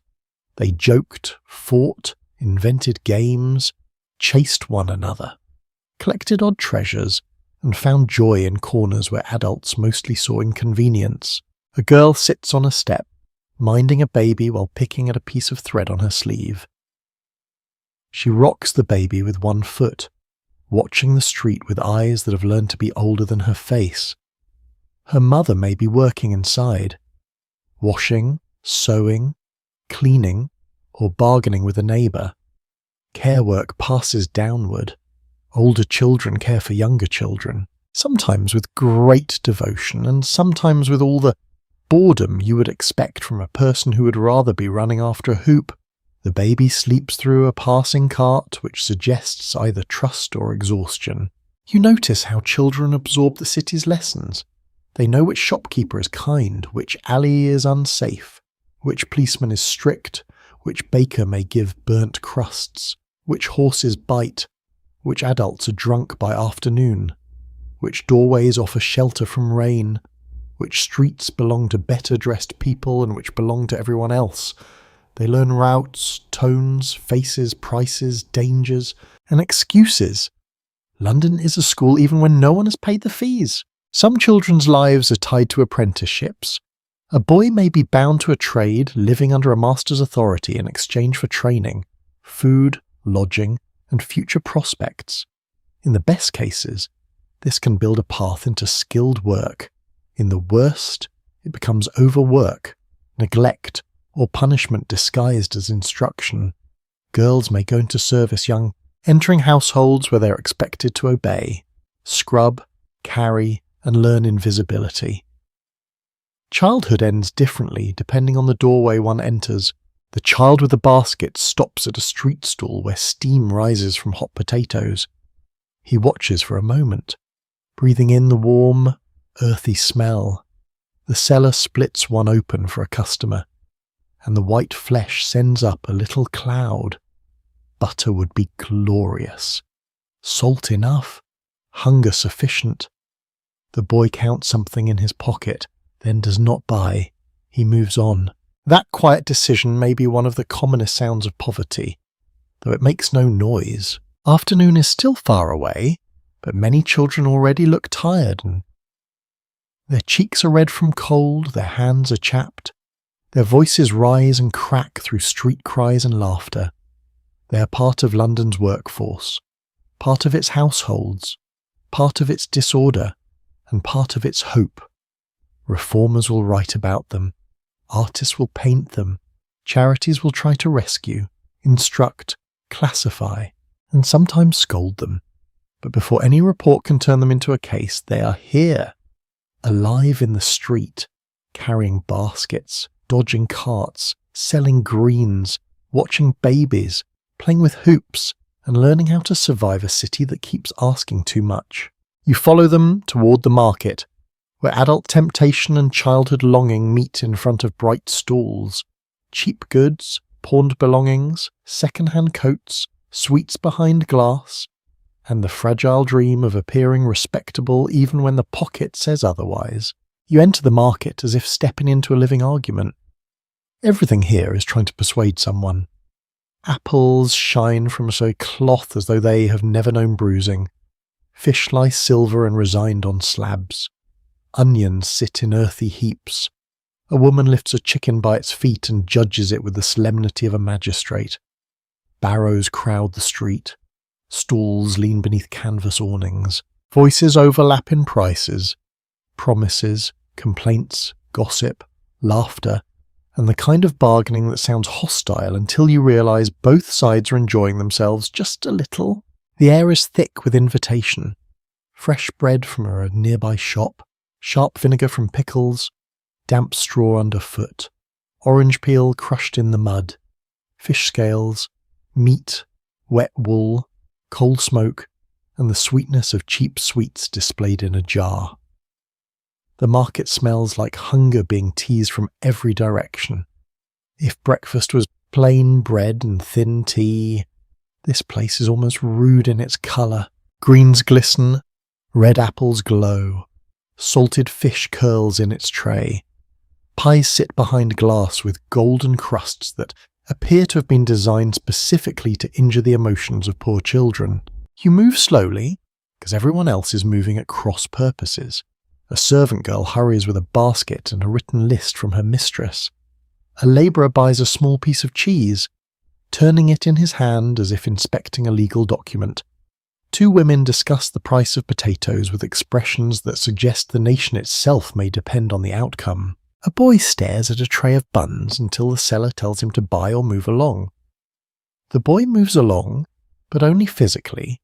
His eyes remain behind. One dependable feature of daily life in 1850 London is that shopping was often frequent. Local and small scale, especially for households without much storage space or steady money. Many families bought food in tiny quantities, enough for the day or even for a single meal. The market, the corner shop, the street seller, and the pawnbroker formed a network of survival as much as consumption. Modern bulk buying would look absurd here. Where would you put it under the bed, beside the chamber pot? With a polite note asking the mice not to interfere, you stop at a stall selling second-hand clothes. Coats hang from hooks, trousers are folded in uneven piles, shawls spill across boards, and boots sit in pairs that may or may not have begun life together. A woman examines a bonnet, checking the ribbon, the lining, the wear at the edge. She's not merely shopping. She is assessing whether this object can help defend respectability for another season. Clothing in Victorian London speaks loudly. It tells strangers whether you are steady, careless, employable, respectable, grieving, poor but trying, or poor and judged as not trying hard enough, which is a cruel distinction made by people with better wardrobes. Second-hand clothing is everywhere because new clothing is expensive, labour-intensive, and rarely casual. Garments pass from wealthy households to dealers, from employers to servants, from pawnbrokers to street markets, from one life into another. A gentleman's old coat may be altered for a clerk, a servant's dress may be cut down for a child, a widow may sell garments she would rather keep. The city wears itself in layers, with class stitched into cloth and then unpicked, patched, and resold. A small but revealing curiosity lies in the world of pawning. In many working households, clothing, bedding, tools, and household goods moved in and out of pawn as part of weekly budgeting. Monday might see the Sunday clothes pawned. Saturday wages might redeem them. This cycle was common enough that pawnbroking became almost a financial service for people excluded from safer forms of credit. Of course, calling it financial service makes it sound much more elegant than handing over your blanket because rent, food, and winter have formed a committee against you. You stand before a pawnbroker shop. The sign of 3 balls hangs above the door, familiar and faintly ominous. People enter with bundles wrapped in cloth, trying to look casual about desperation. Inside, pledges are assessed, recorded, stored, and priced. A woman brings in a shawl, a man brings tools. A young servant may pawn a small possession quietly, perhaps hoping no one from the household sees. Pawning carries stigma, but also practicality. Shame is easier to bear than hunger, although Victorians were impressively skilled at making people carry both. Researchers do not entirely agree on how to interpret this constant movement of goods through pawn shops. Some view it as evidence of deep insecurity, proof that wages were too low and households lived too close to collapse. Others emphasize the skill and agency involved in managing scarce resources, noting that working families used pawning strategically, almost like a revolving credit system. Both readings can sit together. It is possible to be clever within a system that is still unfair. A person can manage poverty brilliantly and still deserve not to be poor. You drift back toward food stalls, where temptation has a warmer face. A vendor sells hot eels from a steaming pot, the smell rich, salty, and faintly riverine. Another offers pies whose fillings are announced with confidence. Whether the contents always match the announcement is a question best handled with humility. Cheap food in a crowded city has its own risks: adulteration, poor storage, and creative definitions of freshness all belong to the urban diet. The Victorian stomach is a brave organ. It is asked to trust many strangers. At a sweet stall, jars of boiled sweets glow like stained glass. A child presses close, counting coins in a fist. Bright colour is part of the pleasure. Sugar has become more accessible over time, though still unevenly enjoyed, and small sweets offer cheap delight. The seller tips a few into a twist of paper. The child receives them as if being handed jewels. One goes into the mouth at once. The others are hidden, because joy also requires planning. Nearby, a print seller displays cheap images, ballads, and little publications. The papers flutter in the damp air.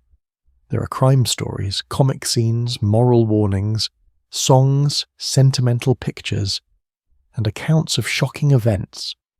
London loves being horrified, entertained, instructed, and reassured that someone else is behaving worse. A man pauses to read a headline. Another asks the price, then laughs and walks away. Printed temptation is still temptation. It offers escape for a penny, outrage for less, and sometimes facts that have been stretched until they squeak. You notice how markets mix classes without making them equal. A middle-class housewife may appear with a servant. A cook may choose food for a family that eats better than she does. A poor mother may buy bones for soup beside a clerk selecting fruit. Boys weave between skirts and carts. Sellers flatter some customers and snap at others. Everyone is visible here, but not everyone is treated the same. The market is public, noisy, and intimate. It knows who pays quickly, who asks for credit, who waters milk, who cheats weights, who has fallen behind, and who is pretending not to. As the day warms slightly, the ground underfoot grows more treacherous. Straw is thrown down to soak up mess. A basket tips. A dog steals something and causes brief theatre. The owner shouts. The dog escapes with the expression of a creature who understands markets perfectly. Laughter follows. Then bargaining resumes, because comic relief must not delay dinner. A woman buys a small bundle of firewood, then hesitates over a cheap ribbon. The ribbon is unnecessary, and that is exactly why it hurts. Necessary things wear people down. A ribbon offers colour, pride, perhaps a little claim to beauty in a world of soot and patched sleeves. She touches it, asks the price, sets it down, then picks it up again. You do not know whether she buys it. The choice itself is the story. Victorian daily life is full of such tiny negotiations between survival and self-respect. The market begins to loosen as morning moves toward midday. Some baskets are fuller, some purses emptier, some stalls picked over. The sharpest bargains may be later, when sellers prefer a smaller profit to carrying goods home.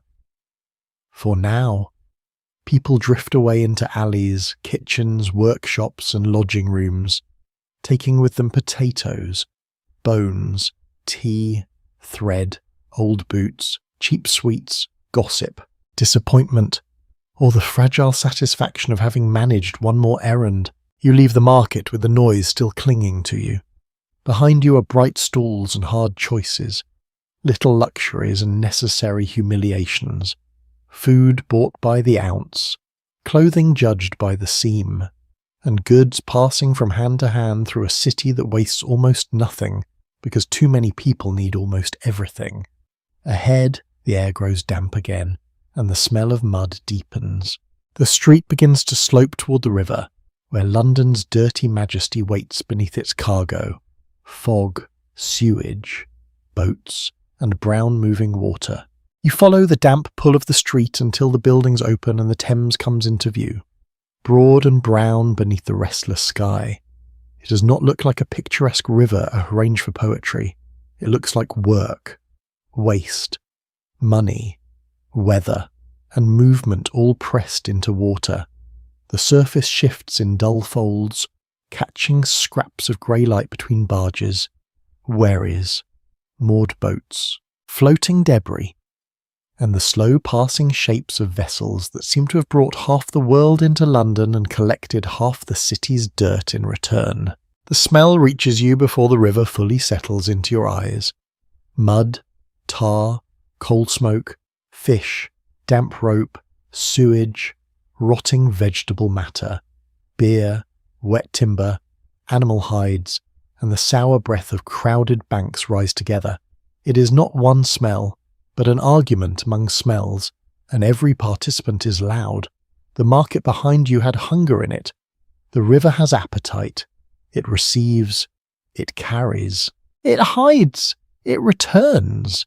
It is the great moving stomach of London, which is not a phrase anyone should put on a tourist brochure. But here we are. You stand near the bank and listen. Water slaps against stone steps. Chains knock against the sides of boats. Men shout from one vessel to another. A gull cries above a warehouse roof with the offended tone of a disappointed landlord. Oars dip and lift. Barrels roll somewhere behind you. A ferry passenger coughs into a handkerchief. The tide moves with quiet authority beneath all the noise, reminding everyone that London may be large, but the river still keeps its own timetable. By 1850, the Thames was both essential and deeply polluted, serving as transport route, commercial highway, water source in some systems, drain, workplace, and boundary between different districts of the city, before the great sewer reforms of the later 19th century transformed London's waste system. Huge quantities of sewage and refuse found their way into the river. The Thames carried imperial goods, local trade, passengers, mud, fish, and human waste with a calmness that feels almost insulting. If rivers could roll their eyes, this one would have been doing so continuously. You watch a small boatman bring his craft toward the steps. His hands move with practiced ease, rope looping, oar shifting, body leaning into current. River work requires knowledge that streets cannot teach. The tide, the mud, the fog, the traffic on the water, the moods of passengers, the danger of collision, the timing of landings, all of it lives in his muscles. He may carry people across the Thames, transport goods, assist larger vessels, or do whatever task the day provides. The river is not only scenery, it is employment, and employment here can be wet, cold, unstable, and occasionally unforgiving. Below the steps, children and ragged figures move near the exposed mud when the tide allows. Mudlarks search the riverbank for anything worth selling or using coal pieces. Rope, bones, nails, scraps of metal, lost coins, broken pottery, and the little accidents of a city that drops things constantly. You've already seen how London gives second lives to rags, bones, old clothes, and broken umbrellas. Here, even the mud is examined for possibility. A person with sharp eyes may pull a few pennies from what everyone else has lost, discarded, or tried not to think about. One strange detail of riverside life is the way the Thames foreshore acted almost like an open archive of the city's habits.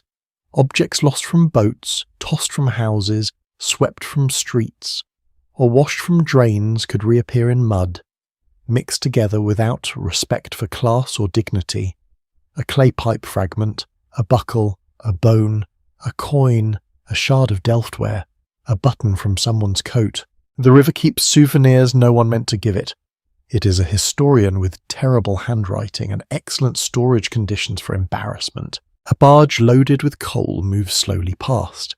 Low in the water, the black cargo seems to drink the light. You remember the coal yard, the heavers' jokes, the dust on your sleeve, and the small fires in lodging rooms and parlours. Here the chain links again. Coal comes by river, by cart, by hand, by scuttle, by grate, and finally into the lungs of the city as warmth and smoke. The Thames is not separate from the breakfast room or the servants' staircase. It is under them all, carrying the material of comfort toward people who may never look directly at the water. Warehouses loom along the bank, with doors, hoists, ropes, platforms, cranes, and men walking in and out like ants with union concerns not yet fully organised. Cargo waits in stacked order.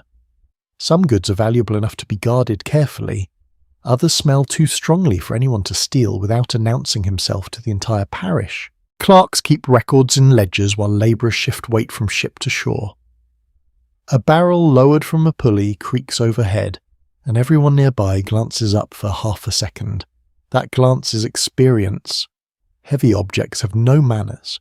There is ongoing argument among historians about whether ordinary Londoners thought of the Thames chiefly as a workplace, a nuisance, a danger, a public health problem, a symbol of the city, or simply part of daily geography.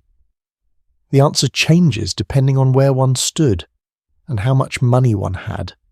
A merchant may see profit, a boatman sees livelihood, a reformer smells danger, a child sees mud treasure. A household dependent on river-connected water systems sees necessity, or perhaps does not see the connection at all until illness enters the room. The river is too large to mean only one thing. You walk along the bank, stepping around puddles that reflect warehouse walls and torn scraps of paper. A dead fish lies near a post, silver gone dull. A boy pokes it with a stick, then loses interest. Farther off, a man repairs rope, fingers moving steadily through rough fibres. Rope is everywhere here, looped, coiled, stretched, knotted, frayed, dragged through mud, entrusted with lives and cargo. There is something calming in watching skilled hands work rope, over, under, pull, tighten. The movement is small, but the river around it is vast. A steamboat passes, disturbing the water with a more modern confidence. Steam travel has changed movement along the Thames, though older boats and human muscle remain everywhere. Smoke trails behind the vessel and joins the general haze. Passengers stand or sit, some looking bored, others alert to spray and soot. Progress in this city often arrives smelling faintly worse than whatever came before it. Still, it moves faster, and Victorian London is deeply impressed by speed, provided someone else handles the unpleasant parts. Near a bridge, Traffic gathers on both water and road. Above, carts and pedestrians cross in a steady stream. Below, boats negotiate space with the delicate courtesy of large objects that would prefer not to collide. Bridges are practical, symbolic, and busy. They tie the city together while offering one of the few places where a person can pause and see London spread along the river. Chimneys, church towers, warehouses, roofs, masts, smoke, fog, and pale light merge into a view that is grand despite itself. You pause there, looking down. The river surface moves beneath you, carrying reflections of the bridge in broken pieces. Somewhere upstream, cleaner water becomes London water. Somewhere downstream, London's waste drifts toward the sea. In between, people drink, trade, row, labour, fall ill, earn wages, lose coins, unload cargo, pray for work and curse the smell. The Thames is dirty, majestic, useful, abused, and unavoidable. It is not background. It is one of the city's main characters, though a rather damp and suspicious one. As you leave the bridge and return toward the streets, the smell of the river clings to your coat. Behind you, the tide continues without concern. Ahead, the city tightens again into alleys, courts, shops, gin houses, watchful constables, quick hands, and cautious footsteps. Water has carried you through trade and waste. But now London asks a different question, quieter and sharper. How does a person move safely through a city where need, opportunity, temptation and fear share the same pavement? You leave the river's damp breath behind and turn into streets where the city seems to lower its voice without becoming quiet. The traffic still rattles, sellers still call, and boots still strike stone. But now you notice glances. Quick looks at pockets. A woman tightening her grip on a basket. A man shifting his purse deeper under his coat. A servant boy checking over his shoulder before entering a narrow passage. London is not only busy, it is watchful. The first constable you see stands near a corner with the patient stillness of someone trained to observe without looking too impressed by anything. His dark uniform marks him clearly, and his presence changes the shape of the street around him. Some people ignore him, some nod, some become suddenly fascinated by their own shoes. Children slow, then speed up again once they have passed. He does not need to chase anyone to be part of the scene.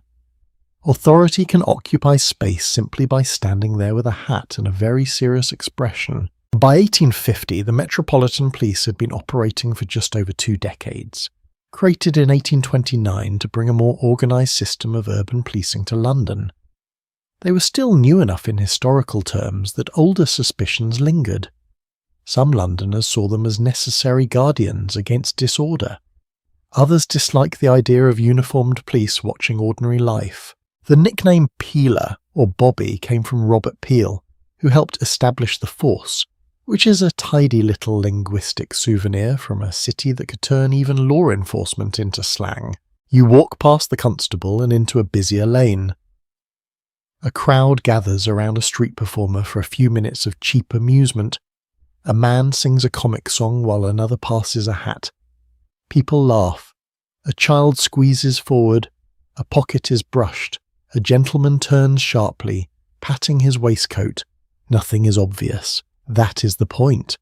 Pickpocketing thrives in movement, distraction, and closeness. Markets, fairs, railway stations, theatre exits, crowded crossings, and river steps all offer opportunity. A crowd can warm you, carry you, entertain you, and empty your pocket before the chorus ends. A young man leans by a wall, pretending not to watch everyone. His coat is decent but a little too studded. His eyes move faster than his body. See a thief? A casual labourer waiting for a friend? A clerk out of place? A person unfairly judged by your suspicious narrator brain? Victorian observers often loved classifying people by appearance, and they were not always right. London teaches caution, but caution can easily become prejudice wearing sensible boots. Some historians continue to debate how accurately Victorian writings about crime reflected real danger rather than middle-class fear, sensational journalism, and moral panic. Crime existed, certainly. Theft, fraud, assault, drunken disorder, prostitution-related policing, and domestic violence all troubled the city.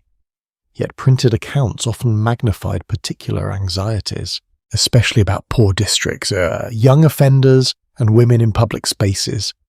The fearful imagination of respectable London could be as active as any criminal gang, and much better at getting published. You pass a gin shop whose bright front seems almost cheerful against the smoky street. Glass glints, painted lettering promises warmth, comfort, and possibly regret. Inside, men and women stand with small glasses, some laughing, some silent, some looking as though the day has already asked too much and received too little in return. Gin had acquired a grim reputation in earlier generations, and temperance campaigners still warned against drink as a destroyer of families, wages, and moral sense. Their concern was not imaginary. Drink could cause real harm. But the gin shop also offered heat, company, and momentary relief in a city stingy with all three. You notice a woman entering with her shawl pulled close, carrying a baby. A respectable observer might judge her before knowing anything. Has she come for drink, for warmth? To meet someone, to escape a room where the air is worse than the gin shop's Victorian moral commentary, often move faster than evidence. It had excellent legs. A constable walks past the gin shop slowly. The room shifts, not dramatically, just enough. Shoulders straighten, voices lower. A man near the door steps aside. The law here is not only about crime after it happens, it is about managing behaviour before it becomes visible trouble. Public order matters greatly in a city of crowds. Too much noise, too much drinking, too much gathering, too much poverty in the wrong place. And the machinery of respectability begins to grow nervous. You turn into a narrower alley, and the light changes. The buildings lean close. Laundry hangs from upper windows. A drain runs sluggishly along one side. The smell is sharper here, with damp brick, stale beer, urine, ash, and cooking fat tangled together. Two girls sit on a step sharing something wrapped in paper. An old man dozes beside a doorway. A cat moves along the wall like it owns the lease, which, emotionally, it probably does. In such places, crime and community can sit uncomfortably close. People know one another's troubles.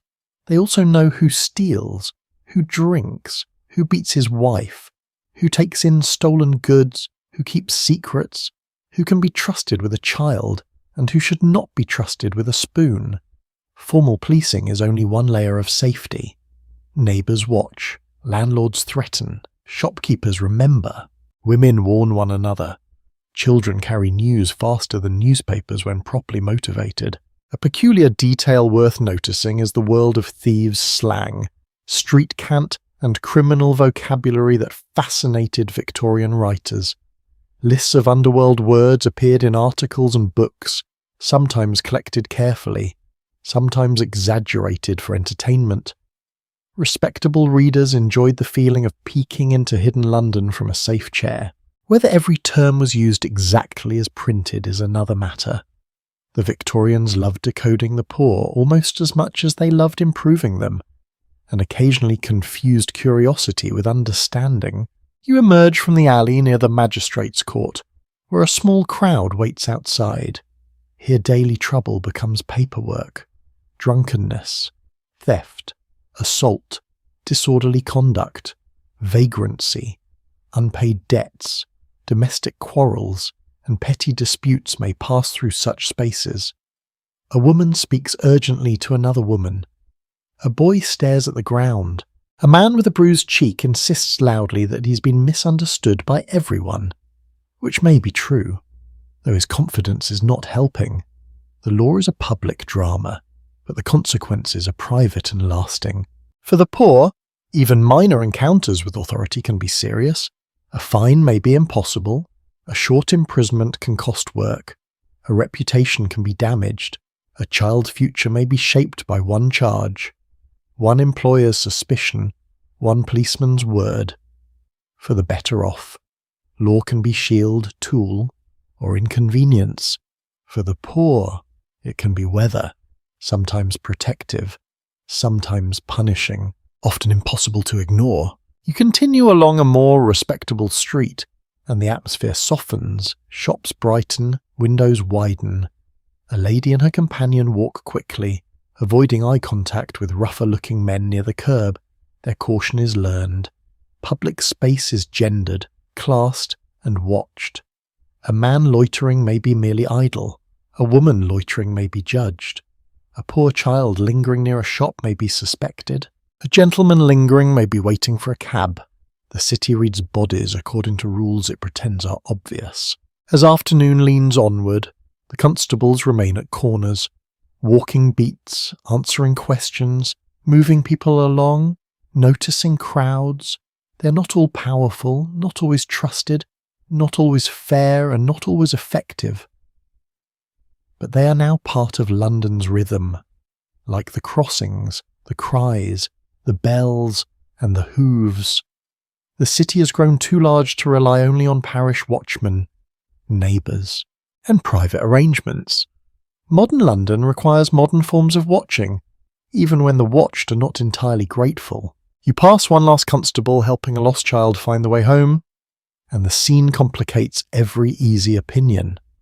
Authority can frighten, punish, protect, ignore, insult, rescue, and reassure. Sometimes within the same afternoon, the child sniffles. The constable bends slightly to hear her address. A woman nearby stops to assist. Because London may be hard, but it is not made only of hardness. You move on with the street's caution still around you. Pockets are checked, doors are bolted, warnings are whispered, gin shops glow, courts wait. Police boots continue their measured rounds. Behind every public fear lies a private vulnerability, a wage packet, a child, a reputation, a body, a room, a supper. And just beyond this uneasy traffic of law and risk, another shadow stretches over the city. Less sudden than theft, but often more terrifying poverty so deep that charity, parish relief, and the workhouse begin to enter ordinary thought like cold air under a door. You walk away from the watchful constable and the glowing gin shop into a street where poverty no longer hides behind movement. It sits in doorways, waits beside church steps, leans against walls, and follows people with tired eyes. The city has many ways to be poor. There is the loud poverty of begging, with an outstretched hand and a visible wound to dignity. There is the quiet poverty of a mother counting coins in her palm and realizing the number has not improved since the last time she counted. There is the respectable poverty of a clean collar, an empty cupboard, and a refusal to admit either. A woman sits near the church gate with a child wrapped against her side. She does not call out at first. She simply looks up as people pass. Some look away. Some quicken their steps. One older man drops a coin without stopping, as if charity works better when it avoids eye contact. The coin strikes the pavement with a tiny sound, almost delicate. The woman takes it, nods, and returns to stillness. Gratitude, like everything else in this city, has to conserve energy. The church itself stands open, dim inside, smelling of damp stone, candle smoke, old wood, and a faint trace of crowded coats. Churches, chapels, missions, and religious societies all form part of London's landscape of help, warning, instruction, and judgment. A person may come for prayer, soup, advice, warmth, moral correction, or simply a place to sit where the rain does not reach. Charity in Victorian London is rarely just charity. It often arrives carrying expectations. Be grateful, be sober, be honest, be humble, be deserving. The poor are asked not only to suffer, but to do so in a manner approved by observers. A firm reality of the period is that the New Poor Law, introduced in 1834, shaped relief for the poor through a system that strongly discouraged dependence on outdoor assistance and made the workhouse the central institution of last resort. In practice, relief varied by parish and union, and some help outside the workhouse continued, especially for particular cases. But the workhouse loomed powerfully in the imagination. It represented shelter and food, yes, but also separation, discipline, stigma, and the admission that private survival had failed. A roof can feel like punishment when it is designed to make you dread needing it. You follow a narrow lane toward a charitable office where a small queue has formed. A clerk sits inside with a ledger, receiving names, addresses, circumstances, and explanations. A widow explains that her husband has died. A labourer says work has been short. A mother says her child is ill. Each story must be made legible to someone with ink. Misery becomes entries in columns: age, occupation, character, dependence, cause of distress, recommended relief. There is something chilling about how neatly suffering can fit into ruled lines. Yet the people keeping records are not always cruel. Some are earnest, exhausted, religious, practical, overwhelmed, or genuinely compassionate. Others are suspicious, moralizing, or simply tired of hearing the same troubles repeated in different coats. London's need is enormous, and charity can harden when it is asked to respond to what policy and wages have failed to fix. The clerk looks at the widow's papers, asks questions, and writes. His pen scratches. She waits. The sound is small, but her evening may depend on it. A less obvious detail in this world is the habit of investigating poverty before helping it. Charitable visitors might call at homes to assess whether applicants were truthful, respectable, sober, clean, and properly grateful. This could uncover real need, but it could also turn private rooms into moral examination chambers. Imagine being hungry and also needing to perform acceptable sadness for a stranger who's inspecting your bedding. The Victorians believed strongly in character, sometimes so strongly that they made character pay rent. You pass a soup kitchen where steam clouds the doorway. The smell is thin but welcome. Broth, onions, perhaps barley or bones coaxed into usefulness. People wait with containers, bowls, tins, or anything that will hold liquid. A warm meal can soften the face as surely as a fire softens the hands. The line is not festive. It is patient, anxious, and observant. Everyone knows who has been here before. Everyone knows who tries to appear as though they have not. Not all poverty is long-term. A family may manage for years and then be thrown into distress by illness, accident, unemployment, childbirth, rent arrears, a dead wage earner, a failed trade, stolen tools, or rising food prices. Victorian London offers many trapdoors. 1 week, you are poor but managing. The next, the cupboard empties, the pawn ticket multiplies, and the workhouse begins to appear in conversation like a cold shadow at the edge of the room. Respectability is not a wall. It is often a curtain, and curtains tear. There is continued disagreement among modern historians about whether the Victorian charitable system should be understood mainly as a genuine network of mutual aid and moral responsibility, or as a structure that controlled the poor by deciding who deserved help and who deserved discipline. The answer shifts with the institution, the helper, the recipient, and the moment. Charity could save a family from hunger. It could also shame them while doing so. It could recognize suffering. It could misread survival strategies as moral failure. It could be mercy with paperwork. You approach the workhouse from a distance. It is not necessary to enter to feel its presence. The building stands plain, institutional, deliberately unwelcoming. Its windows are regular. Its walls are stern. It is built not to charm but to contain. The workhouse is meant to be less attractive than the lowest paid labour outside, a principle often called less eligibility. The idea is simple, and harsh relief should be worse than independence, so only the truly desperate will accept it. This makes tidy sense to administrators and terrible sense to a hungry child. Inside such places, men, women, and children may be separated. Meals are plain. Rules govern movement, labour, clothing, sleep, and speech. Conditions vary, but the reputation is severe enough to frighten many people into enduring almost anything before applying. Old people, the sick, orphaned children, unmarried mothers, unemployed labourers, and the destitute all might pass through those doors. Each arrives with a private story. The institution receives them as categories. You imagine the mother from the morning lodging room considering it. The thought alone would feel like defeat. Who would stay together? What would neighbours say? Could she leave? Would the children be sent apart? Would help outside be possible instead? Poverty is rarely one decision. It is a corridor of narrowing doors. Each door closes with a sound too soft for anyone comfortable to hear. And yet, outside official charity, there is another system, more fragile but often warmer.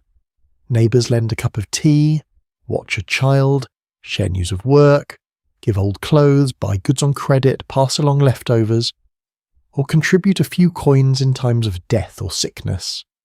Friendly societies, trade groups, burial clubs, churches, and informal networks help people manage risk. These do not erase hardship, but they matter deeply. In a city that can be cold, survival often depends on someone remembering your name. A funeral notice is pasted near a wall, edges curling in a damp air.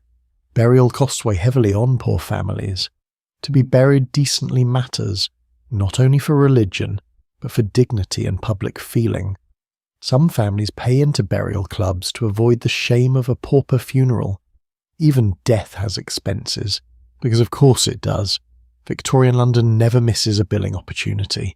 The afternoon light fades slightly behind smoke, and the street seems tired. A beggar shifts position. The widow leaves the office with a paper in her hand, her face unreadable. A child from the soup line licks broth from the rim of a tin. A church bell sounds overhead, soft and serious. No single gesture solves the problem. Not the coin, not the ledger, not the sermon, not the workhouse. But all of them belong to the daily life of a city trying to manage suffering without fully changing the conditions that produce so much of it. You move on with the workhouse still behind you, its shadow longer than the building itself. Poverty in London is not a side street from ordinary life. It runs through ordinary life, beside wages, rent, illness, food, clothing, schooling, and reputation. And as you follow the next turning, the air grows close again. Windows fog from within, coughs sound behind doors, and the city reminds you that want is often accompanied by another visitor. Quieter at first, then impossible to ignore illness. You follow the sound of coughing into a narrower street where illness seems less like an event and more like weather. It hangs in windows, travels under doors, waits in beds, and settles in the damp corners of rooms that never quite dry. A child coughs behind a curtain. A man leans against a wall, pale and sweating beneath his cap. A woman carries a jug of hot water upstairs with the grim attention of someone who has done this too many times. London is alive. Yes, fiercely alive. But it is also always slightly unwell. You step back into a crowded lodging room. Though it might be any room in the district. The fire is low, the air closed, the bedding damp at the edges from breath, washing and weather. A child lies under blankets with flushed cheeks. His mother sits beside him, one hand on his forehead, the other holding a cup of something warm and bitter. The older woman near the hearth mutters advice from a chair. Keep him warm, do not let him chill, rub his chest, send for the doctor if he worsens, as if doctors arrive on hope rather than money. A plain fact of mid-Victorian London is that disease was woven into daily life. especially in overcrowded and poorly drained districts. Cholera, typhus, tuberculosis, scarlet fever, measles, whooping cough, and many other illnesses threatened households already weakened by poor housing, bad sanitation, irregular food, damp, and exhausting work. The year 1850 sits just after the terrible cholera epidemic of 1848 to 1849, when thousands died in London. Fear of sudden sickness is not abstract here. It has names, faces, beds left empty, and neighbours who remember. The mother wipes the child's mouth with a cloth. His breathing is rough. Not dramatic enough for a theatre, but far too real for comfort. The room listens. In a crowded home, illness becomes communal even when only one body is sick. Everyone shares the air. Everyone sleeps more lightly. Everyone adjusts around the bed. The father, if he's working, must decide whether to lose wages by staying near or leave worry behind in order to buy bread. That is one of poverty's crueler tricks. It makes care and earning compete, then blames you for choosing badly. On the small table sit remedies, a bottle from the chemist, perhaps a paper of powder, mustard for a poultice, vinegar, herbs recommended by a neighbour, a spoon sticky with syrup. Victorian medicine is a layered thing, part professional, part domestic, part commercial, part inherited tradition, part experiment, and part wishful thinking in a glass bottle. The chemist's shop can offer comfort, some useful preparations, and a remarkable variety of confident labels. Confidence, unfortunately, is not always the same as cure. A peculiar feature of the age is the wide world of patent medicines and advertised remedies. Newspapers and handbills promise relief from coughs, nerves, indigestion, weakness, melancholy, female complaints, bad blood, and almost every bodily misfortune short of being trapped under an omnibus. Some mixtures contain herbs, alcohol, opiates, laxatives, or ingredients best left unintroduced to a modern liver. People bought them because doctors cost money. Suffering asks for action, and a printed promise can feel like help when the night is long. You leave the sick room for the street and find a doctor stepping down from a cab in a better neighbourhood. His coat is dark, his bag polished, his expression carefully controlled. Doctors occupy an uneasy position in 1850. Some are respected professionals with training, connections, and growing authority. Others compete with surgeons, apothecaries, midwives, bone setters, herbalists, and self-appointed healers. Medicine is changing, but not yet transformed into the confident laboratory-based system of later decades. Germ theory has not yet reshaped public understanding. Anesthesia exists and is changing surgery, but antiseptic practice has not yet become routine. The old and new stand in the same doorway, eyeing each other politely. There is still disagreement among historians about how ordinary people balance trust between doctors, home remedies, chemists, midwives, and neighbours.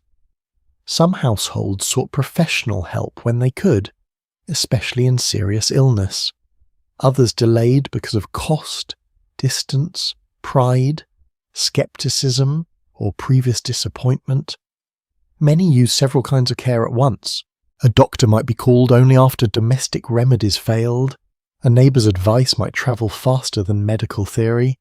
A mother's knowledge of her child's breathing might matter more in the moment than any printed manual. You pass a public dispensary or charitable medical institution where poorer patients may seek advice or treatment. People wait in a room that smells of damp coats, anxiety and carbolic dreams not yet fully realised. A clerk records names, a medical man examines quickly. Time is short, need is large, and bodies are complicated. Charity medicine can be a lifeline, but it may also feel hurried, exposing and impersonal. The poor body becomes a case, and cases must move along. Outside, a funeral carriage passes slowly. The horse's hooves strike the road with solemn regularity. A few heads turn. Then the market noise resumes. Because grief must share the street with onions, carts, and someone shouting about cheap fish. Mourning is visible in Victorian London through clothing, ritual, and custom. But loss is also common enough that the city cannot stop for every sorrow. It absorbs them, smoke into fog. In another house? Childbirth has drawn women together in a back room. A midwife or experienced neighbour attends. The air smells of hot water, linen, sweat, and fear held very tightly under control. Birth is ordinary, but ordinary does not mean safe. Mothers and infants face real risks from infection, bleeding, exhaustion, and poverty's long shadow. Men may hover nearby or be sent firmly away. Women manage the room with quiet authority. The baby, if all goes well, arrives into a city already full of soot, bells, rent, and opinions. Nearby, a child with a rash is kept from school, if school was likely that day at all. Another child runs an errand to fetch medicine. A labourer ignores a fever because missing work may be worse in the short term than standing through it. A seamstress continues stitching despite aching lungs. Illness is not only a medical condition, it is economic. It decides wages, rent, food, childcare, and whether a family slides toward pawnshop, charity, or worse. The miasma idea, the belief that foul air carried disease, still shapes much thinking. People open windows when they can, burn substances to sweeten rooms, avoid bad smells, and fear damp, rot, and overcrowded spaces. As you already noticed near the drains and river, this theory is wrong in its explanation but not useless in its instincts. Bad smells often indicate conditions where disease can flourish. London's nose is alarmed for reasons science has not yet fully named. You return once more to the sick child's room. The light has shifted. The tea has gone cold. The mother's face looks older than it did this morning. The child sleeps now, which may be relief or only a pause. The older woman has stopped offering advice and sits with folded hands. The room is quiet except for breathing, fire ash settling and footsteps in the passage outside. Illness makes time thick. Minutes stretch. Every sound from the bed becomes important. Yet care persists. Cloths are rinsed, cups are warmed, blankets are tucked. A neighbour brings a little broth. Someone offers to watch the younger child. Someone else knows a doctor who's cheaper, or a chemist who gives credit, or a prayer that cannot hurt. London sickness is frightening, but its care is not absent. Much of it is domestic, female, practical, improvised, and never entered properly in official records. History remembers epidemics in numbers. Rooms remember them in sleepless nights. You step back into the street as a bell rings in the distance. The city looks unchanged, which feels almost rude.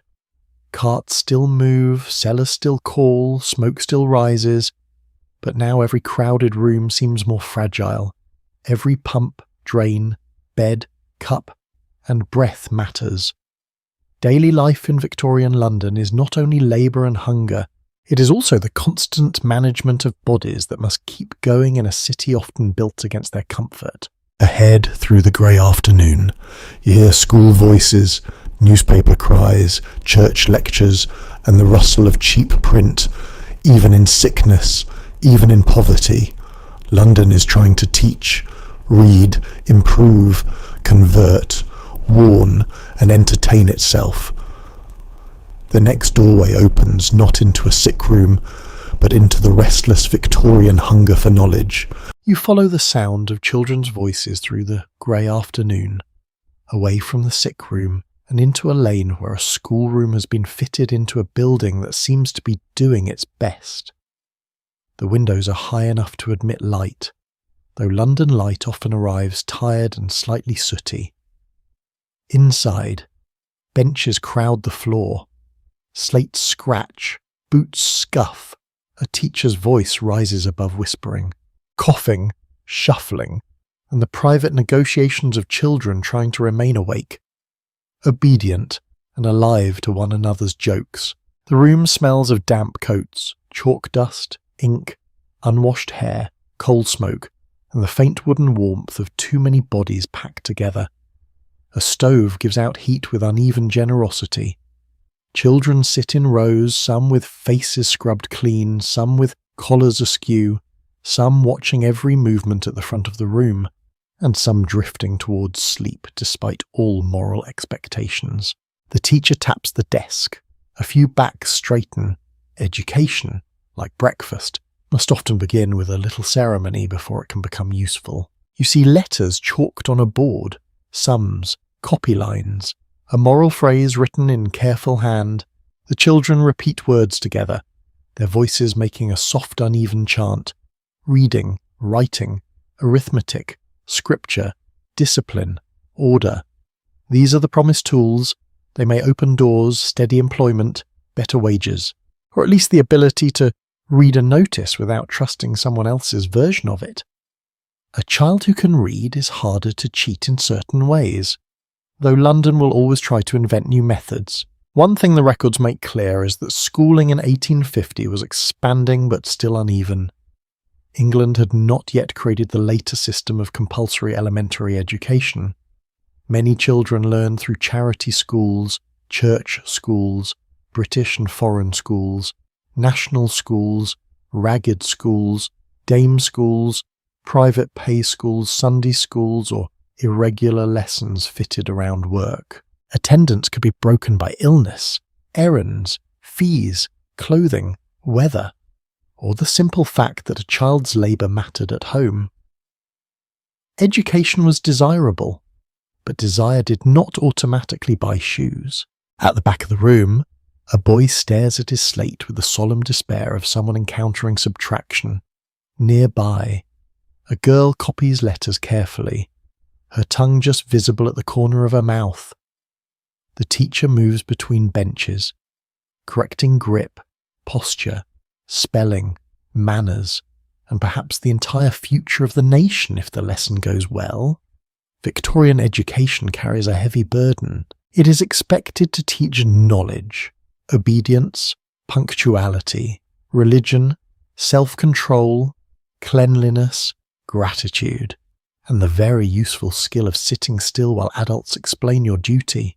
A curious feature of some poor schools is the monitorial method, where older or more advanced pupils help teach younger ones. This could allow one teacher to manage a large group, which sounds efficient until you imagine being 9 years old and suddenly promoted to assistant civilization manager. Still, it worked well enough in many places to spread basic instruction.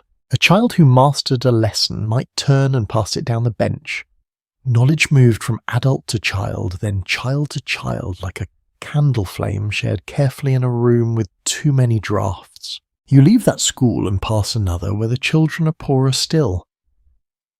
This may be a ragged school, one of the institutions designed to reach destitute children who might not fit into ordinary schools, either because of poverty, lack of clothes, irregular lives, or reputations already marked by the street. The name is not subtle, because Victorian charity often believed subtlety was something other people could afford. Inside, the children may receive basic education, religious instruction, sometimes food, sometimes clothing, sometimes training for work. The hope is rescue, improvement, and order.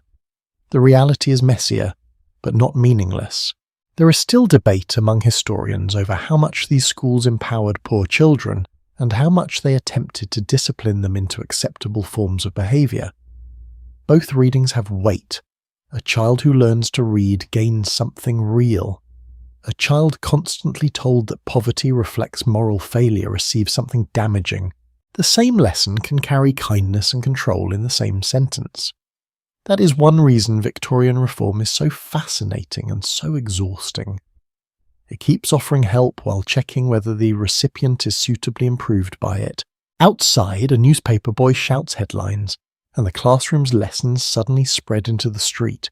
Print is everywhere. Cheap newspapers, penny periodicals, religious tracts, political pamphlets, advertisements, theatre bills, broadsides, railway timetables, and sensational stories flutter through the city. Some are read silently, many are read aloud.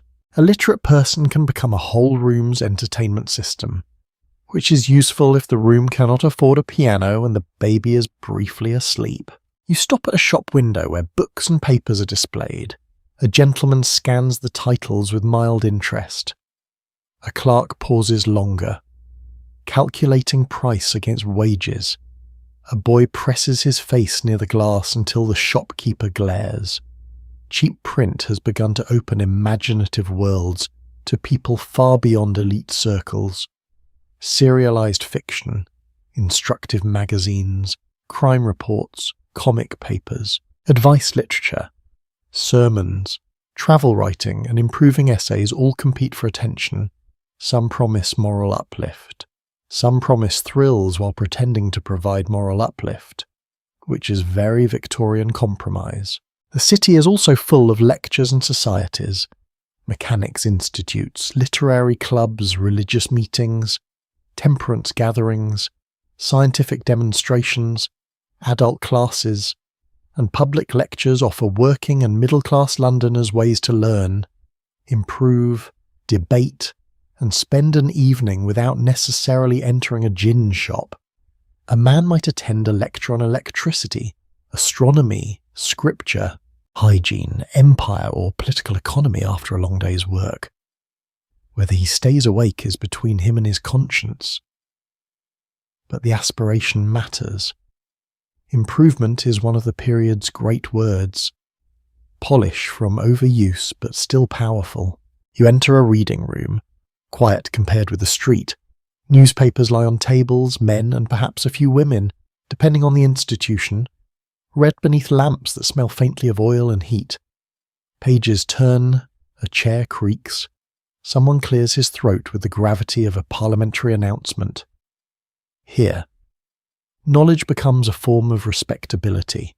To read the news is to participate in the wider world, to follow debates, markets, inventions, wars, and parliamentary quarrels is to feel oneself connected to forces beyond the alley and workshop. Yet reading can also be escape. A tired seamstress may borrow a story. A servant may read a chapter by candlelight in an attic, if the day has left enough energy in her eyes. A clerk may lose himself in a serial adventure while eating bread and cheese. A child may dream over illustrations of distant lands, not knowing how much those lands have already been pulled into London's trade. Politics and display. Books are portable rooms. You can enter them even when your actual room is overcrowded. A small oddity of Victorian self-improvement is how often advice literature tried to organise the entire human being. There were guides for manners, thrift, household management, letter writing, health, dress, conversation, morality, child rearing, and success. If you have ever felt overwhelmed by modern productivity advice, please accept the comfort that Victorians were also being told how to improve themselves from every direction. They simply received the instruction in smaller type and with more references to providence. Education, however, is not only formal or printed. Apprentices learn by watching hands, servants learn households by memory. Street children learn routes, prices, risks, and faces. Mothers teach daughters how to stretch food, mend clothing, judge credit, and read the mood of a room. Fathers teach sons a trade, if fortune allows, or at least how to carry themselves before employers. Neighbours pass along recipes, warnings, rumours, remedies, and political opinions with equal confidence. London is a university of necessity, though the tuition is occasionally brutal. As afternoon fades, the schoolchildren spill into the street, louder now that discipline has loosened its grip. A boy recites part of a lesson in a mocking voice. A girl clutches a slate to her chest. Two children quarrel over a marble. One runs home because he has errands waiting. Another lingers near the newspaper seller, listening to the headlines as though there are a story told just for him.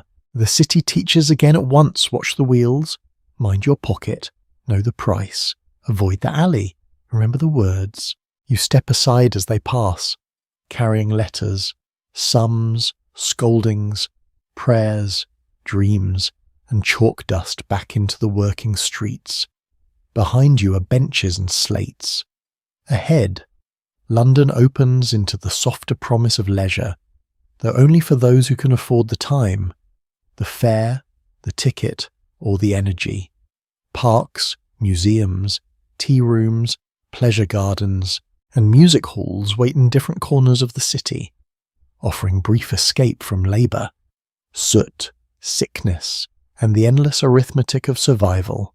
You follow the children's fading voices into a part of the afternoon that feels almost lighter, though London remains London and therefore refuses to become charming without conditions.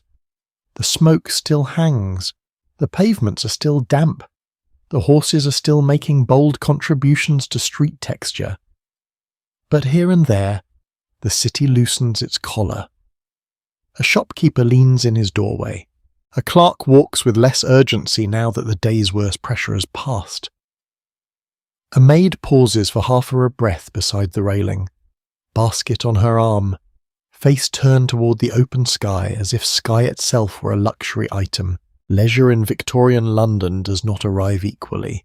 It visits some households often, others briefly, and many only from a distance. To have free time, you need wages enough to stop working, or status enough to have others working for you, or stubborn enough energy to claim pleasure after exhaustion. Still, the city offers escapes of many sizes: a park bench, a cheap print, a cup of tea, a museum gallery, a music hall song, a walk along a bright street where the windows make promises the purse cannot keep. You enter a park and the change is immediate. The air is not clean exactly, but it is wider. Trees soften the light. Gravel crunches beneath shoes. The city's roar dims into a lower murmur, as if London has stepped behind a curtain but refuses to leave the stage. Ladies walk in pairs beneath bonnets. Nurses push perambulators. Children run ahead until warned back. A gentleman reads a paper with the seriousness of a man inspecting the fate of Europe.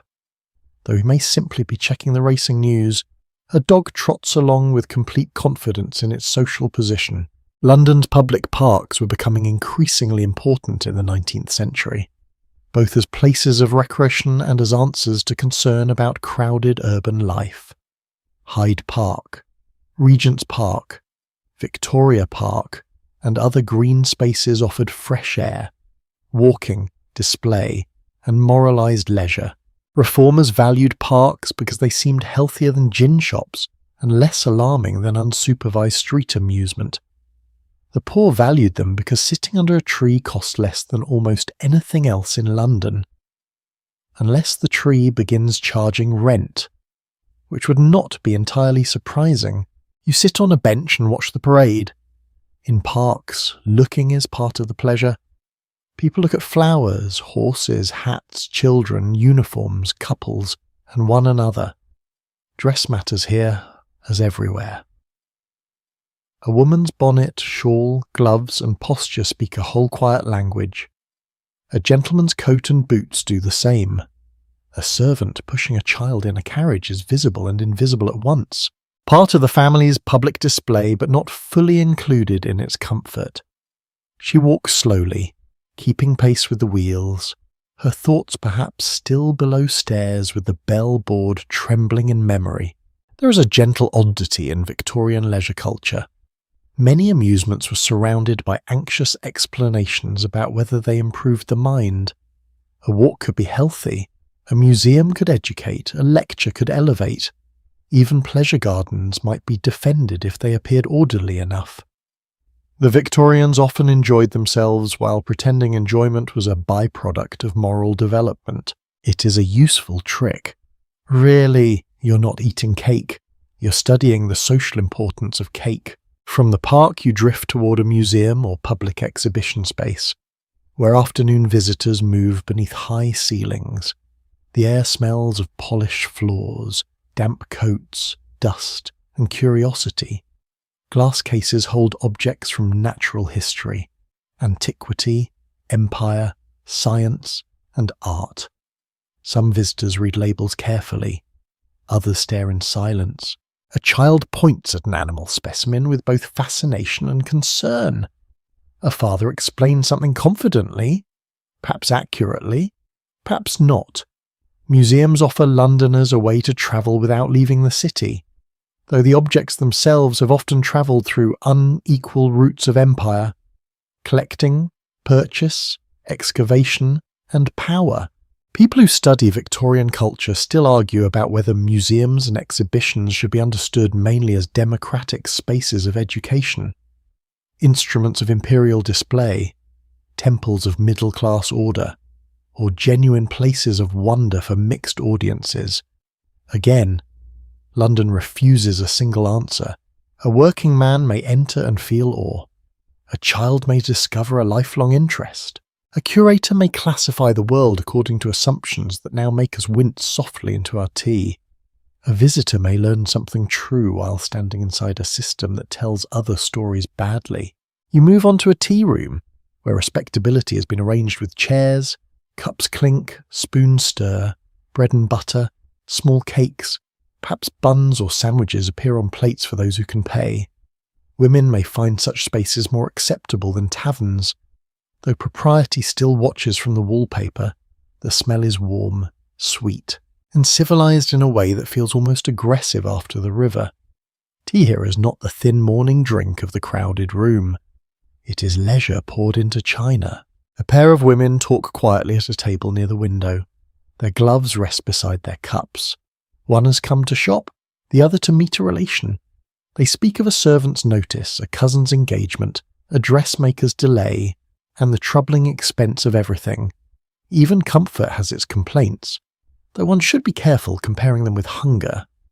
Nearby, a young clerk spends money he perhaps should save on a bun and a cup, because being alive occasionally requires a small rebellion against arithmetic. As daylight tilts, the city's entertainment grows louder. You pass toward a music hall, not yet the vast late Victorian institution it will become in later decades, but already part of a broader world of popular performance, singing rooms, tavern concerts, theatres, and pleasure venues. Inside, smoke, gaslight, beer, laughter, perfume, damp wool, and human closeness rise together. A singer steps forward. The audience settles, mutters, coughs, and then listens. The song may be comic, sentimental, patriotic, romantic, or gently wicked in a way that lets everyone pretend not to understand too quickly. The performance gives working people something precious, a shared mood not entirely dictated by labour. Laughter travels quickly. A chorus is picked up by voices around the room.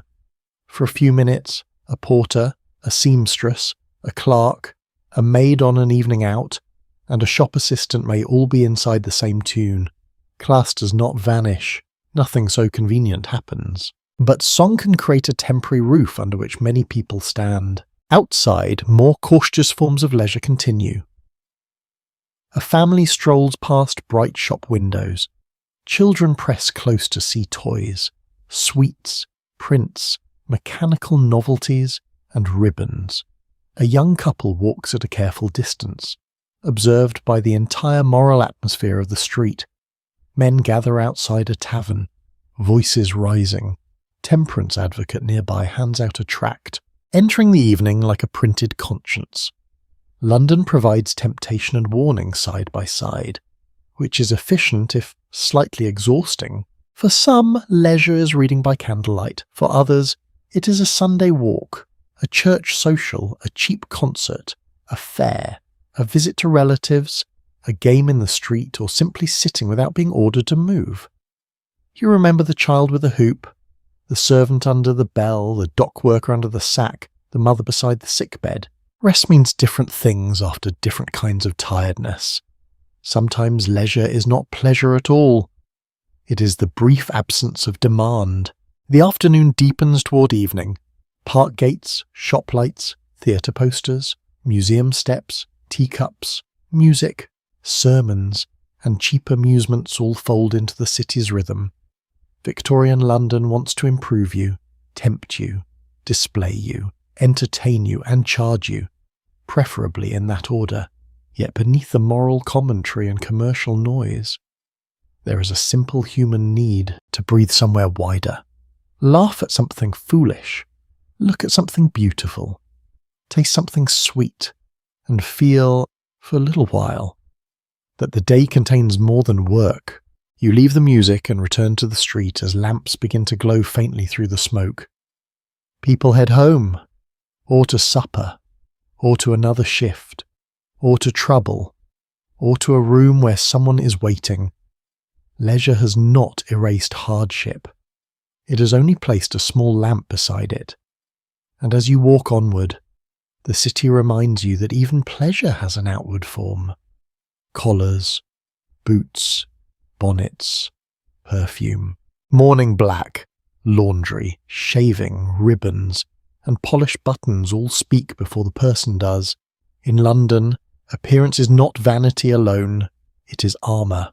You follow the glow of the lamps along a street where windows have become mirrors, and every passerby seems briefly doubled in glass. The city is turning toward evening, but appearance has been working since dawn. A collar brushed before leaving the room, a bonnet tied under the chin, boots wiped at a crossing, hair smoothed, cuffs checked, shawl pinned, apron straightened, black coat buttoned. London may be filthy, but that only makes cleanliness more meaningful. In a city of soot, mud, damp, and judgment, looking proper is not decoration, it is defence. You notice a clerk first, walking with careful speed. His coat is dark, his trousers narrow, his hat respectable, his boots recently brushed. Though the street is already undoing the effort, his collar is stiff enough to suggest both ambition and mild throat discomfort. He carries himself as if he belongs to a world of ledgers, offices, ink, and small promotions that may or may not arrive before his youth gives up waiting. He's not wealthy, but he's trying to look dependable, and in Victorian London, dependability has a wardrobe. A secure point to remember is that clothing in 1850 acted as a powerful marker of class, occupation, gender, respectability, mourning, and aspiration. People read one another through fabric, fit, cleanliness, colour, accessories, and condition. A woman's bonnet, a man's hat, a servant's apron, a widow's black dress, a labourer's rough coat, a child's patched boots, all could tell a story before a word was spoken. Whether the story was accurate is another question, and London has never been shy about misreading people with confidence. You pass a laundry, and the soft language of appearance becomes instantly physical. Steam clouds the windows. Inside, women bend over tubs, rubbing, lifting, wringing, rinsing, starching, drying, ironing. Their faces shine with heat, their sleeves are rolled, their hands are red and swollen from soap, water, and labour. Clean collars and white cuffs do not drift into the world by moral force. They are boiled, beaten, scrubbed, and pressed into existence by women whose own clothes may be damp from the effort of making other people look untouched by work. The smell is strong hot linen, soap, starch, coal, wet cotton, and human exhaustion. Irons heat near the fire, heavy and dangerous. A woman tests one with a practiced gesture, then draws it across cloth in smooth strokes. The hiss is soft and almost soothing until you imagine the hours behind it. Laundry is one of those labours that disappears only when done well. Nobody praises a clean shirt with the seriousness it deserves. They simply notice when it is not clean, because humanity is charming like that. A less obvious but very telling feature of Victorian clothing culture is how detachable pieces help maintain respectability. Collars, cuffs, aprons, caps, and washable accessories could be cleaned or changed more often than entire garments. A person might own only a small wardrobe but still try to present a fresh front to the world through these visible details. It is a clever strategy. Really, if the city judges you at the edge of the sleeve and throat, then defend the sleeve and throat. The rest of the garment can remain a private negotiation between poverty and dim lighting. You move toward a dressmaker's room where fashion takes shape in quieter concentration.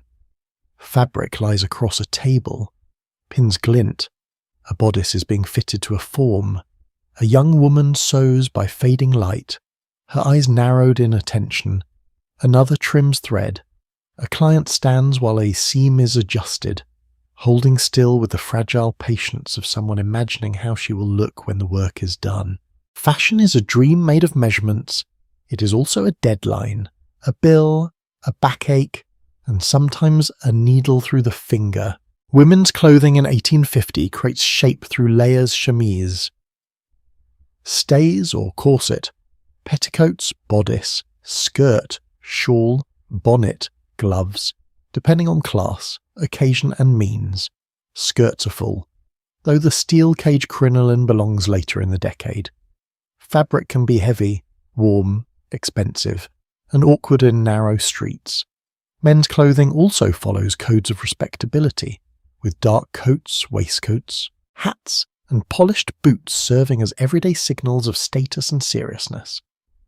The Victorians did not merely get dressed. They entered a social language.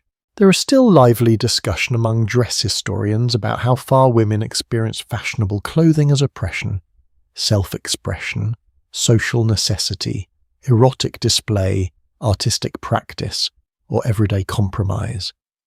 The answer depends on class, body, age, setting, and individual temperament.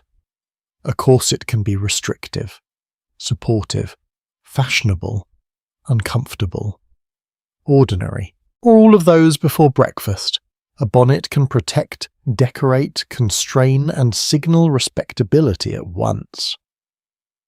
Clothing rarely means only one thing, which is inconvenient for simple opinions but useful for bedtime nuance. You step outside and see morning black in the crowd.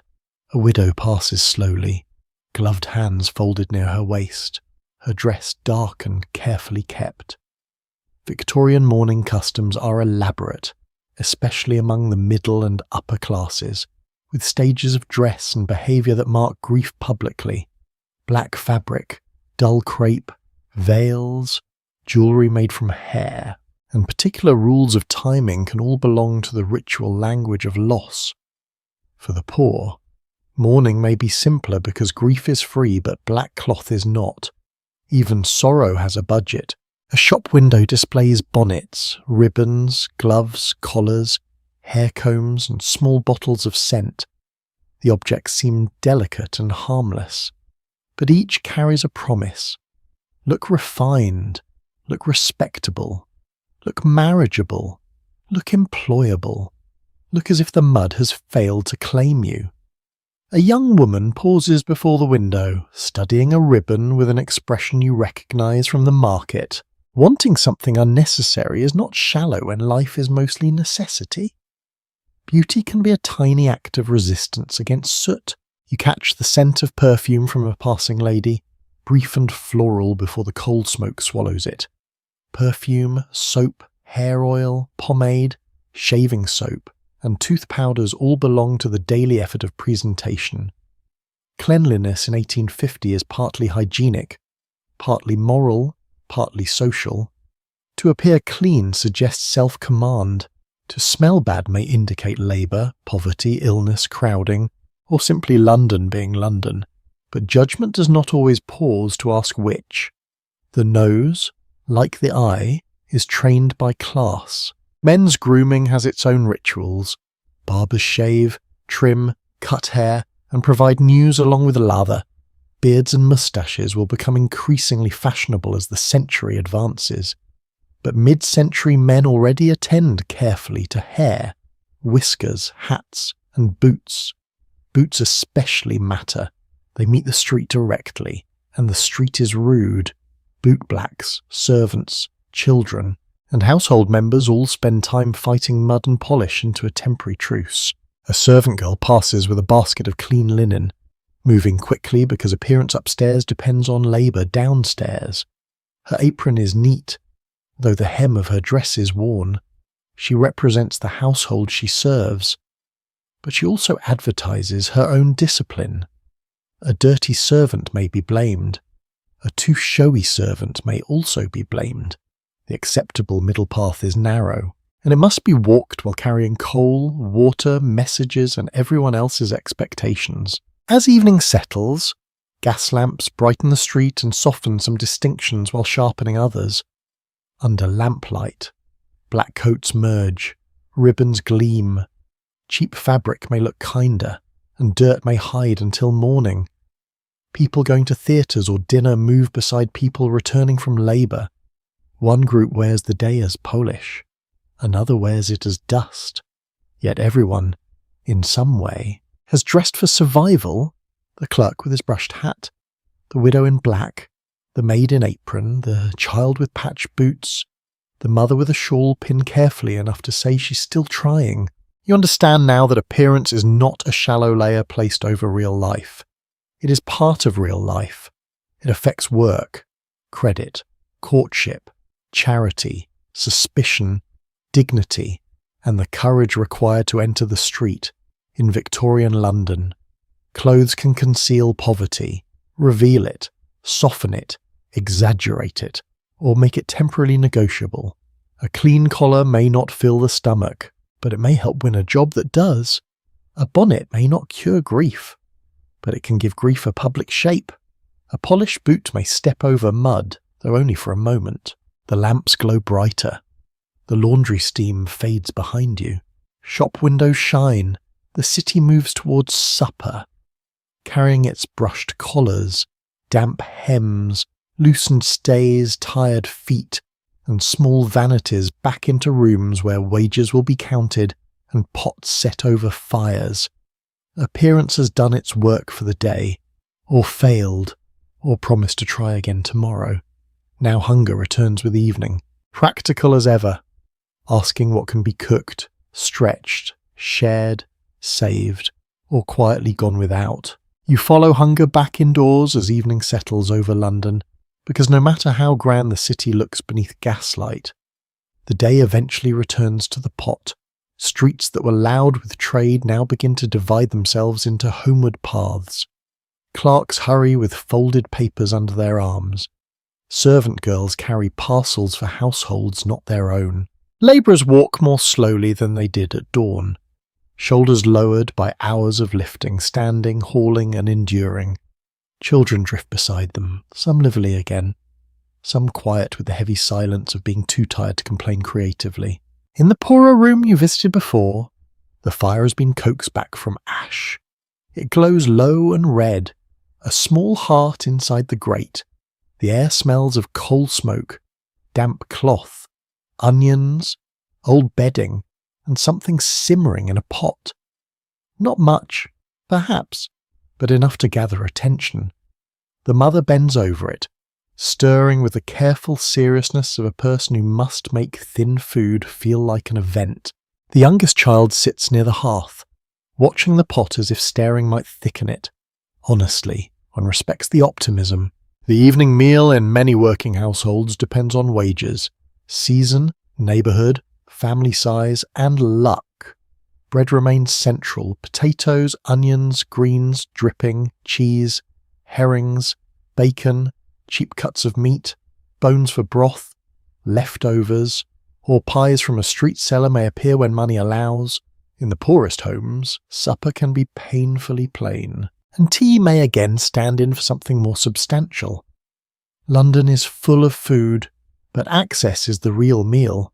The city may display abundance in markets and shops, while many families practice the art of making almost enough look deliberate. The father returns, and the room shifts around him. His boots scrape the floor, his coat carries the smell of street, sweat, smoke, and whatever work claimed him. The children look up quickly, searching his face before his pockets. That is wisdom.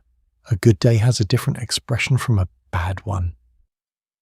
He says little at first, lowering himself onto the stool with the slow care of a man whose body has become a list of complaints. The mother glances once at him, then at his hands. Perhaps there is money. Perhaps there is not enough. Perhaps there is news. Wages, when they arrive, must immediately face their enemies. Rent, food, Coal, candles, soap, clothing, pawn interest, school fees, if any, medicine, club payments, church collections, tools, transport, a broken boot, a sick child, a debt to a neighbour. Money in a poor household does not rest. It enters the door and is surrounded at once. The family budget is not a written document with neat columns, though sometimes it may be. More often, it is a set of remembered obligations held in the mother's head, the father's anxiety, and the children's appetite. There is a subtle but important argument among social historians about how household finances were controlled in working families. Some emphasize male wages and male authority. Others show how often women managed the practical spending, stretching, borrowing, pawning, and planning that kept households functioning. The truth varies from room to room, but you can see the mother's mental arithmetic moving faster than the spoon in the pot. She knows what remains of the loaf, what is owed, who needs stockings, whether coal will last, and how long the youngest has been coughing. That is not small knowledge. That is command under pressure. Supper is served without ceremony, which is not the same as without feeling. Bread is divided. A ladle of broth or stew, thin but warm, goes into bowls. Potato pieces appear like small islands. A bit of onion gives sweetness. If there is meat, even a little, the room notices. The children eat eagerly, though the older girl slows herself. Perhaps from habit, perhaps because she is watching whether anyone else needs more. The father takes his portion and says it is good. It may be good, or he may be kind. In a hard room, kindness often travels disguised as ordinary speech. One small domestic habit worth noticing is the use of bones, crusts, dripping, and leftovers to build flavour and bulk. A bone might be boiled more than once. Bread could thicken soup. Dripping might enliven potatoes. Tea leaves could be reused. Cold scraps could become tomorrow's meal if protected from mice. Children and despair. Victorian thrift was not a decorative virtue embroidered on a sampler. It was a daily technique. Waste, in such a room, would be almost scandalous, though the baby may still manage to drop food on the floor with revolutionary confidence. The older woman near the hearth eats slowly. Her teeth may not be good. Dental care is limited, expensive, and often unpleasant enough to make endurance seem attractive until it is too late. She dips bread into broth and lets it soften. Her eyes half close. Warm food has changed the air. The room feels less sharp now. Outside, the street is still noisy, but supper creates a small boundary. The day's demands are not gone, merely held at the door for a few minutes. In a middle-class house not far away, evening has another rhythm. The dining room is lit, the table laid, cutlery arranged, plates warmed, glasses placed, and a servant waits to carry dishes in order. Dinner may include soup, fish, meat, vegetables, pudding, cheese, tea, or coffee depending on means and occasion. The family discusses news, callers, business, school, servants, illness, and the cost of things with the confidence of people who usually expect another meal tomorrow. Below stairs, the servants eat separately, perhaps heartily, perhaps hurriedly, depending on the household and the work still waiting. This contrast matters, but it is not a simple division between feast and famine. Many middle-class families worry constantly about maintaining appearances within a limited income. A respectable dinner must look proper even when finances strain. Servants, rent, clothing, education, and food all signal status. Falling behind can feel socially dangerous. Respectability is expensive, and Victorian life contains many people pretending to be a little more secure than they are. The difference is that their pretending is done with table linen rather than pawn tickets. Back in the poorer room, the meal ends too quickly, bowls are scraped, the pot is checked for what remains, a little is saved, if saving is possible. The mother wipes the table surface, The children grow drowsy or restless, depending on temperament and the amount of food involved. The father unwraps the day's wages, if paid in coin, and the adults speak in lower voices. Rent is due soon. Coal has risen. A neighbour's child is ill. The pawnbroker's ticket must be redeemed before the good shawl is lost. Each sentence places weight on the table where food had been. You feel how evening is not simply rest. It is reckoning. The day's labour must be converted into survival, and survival must be planned into tomorrow. Who needs boots who can wait? Can the eldest child take an errand? Will there be work? Is the cough worse? Should something be pawned, borrowed, mended, sold, or endured? The answers do not arrive cleanly. They are negotiated around the hearth while children listen and pretend not to understand. And still, there is softness. A child leans against the mother's knee. The father tells a small story from the street, making the costermonger sound grander than he was. The older woman laughs once, a dry little laugh that warms the room more than the fire deserves. The boy repeats a school phrase from earlier, badly but proudly. For a moment, the family is not only a unit of poverty, labour, and historical analysis. It is a group of people passing the evening together with bread in their stomachs and smoke in their clothes. The lamp burns low, the fire settles. Somewhere outside, a street seller calls the last of something. Somewhere upstairs, a baby cries. In the middle-class house, dishes are clear. In the lodging room, bowls are stacked. Across London, thousands of households count, stretch, swallow, save, worry, laugh, scold, and prepare for night. Supper has done what it can. It has warmed the hands, filled the mouth, gathered the room, and revealed the arithmetic of ordinary life. Now the city beyond the windows grows stranger. Gaslight spreads across wet pavements. Taverns brighten. Theatres stir. Lodging houses receive the tired. Night workers step into their hours. The day does not end all at once in London.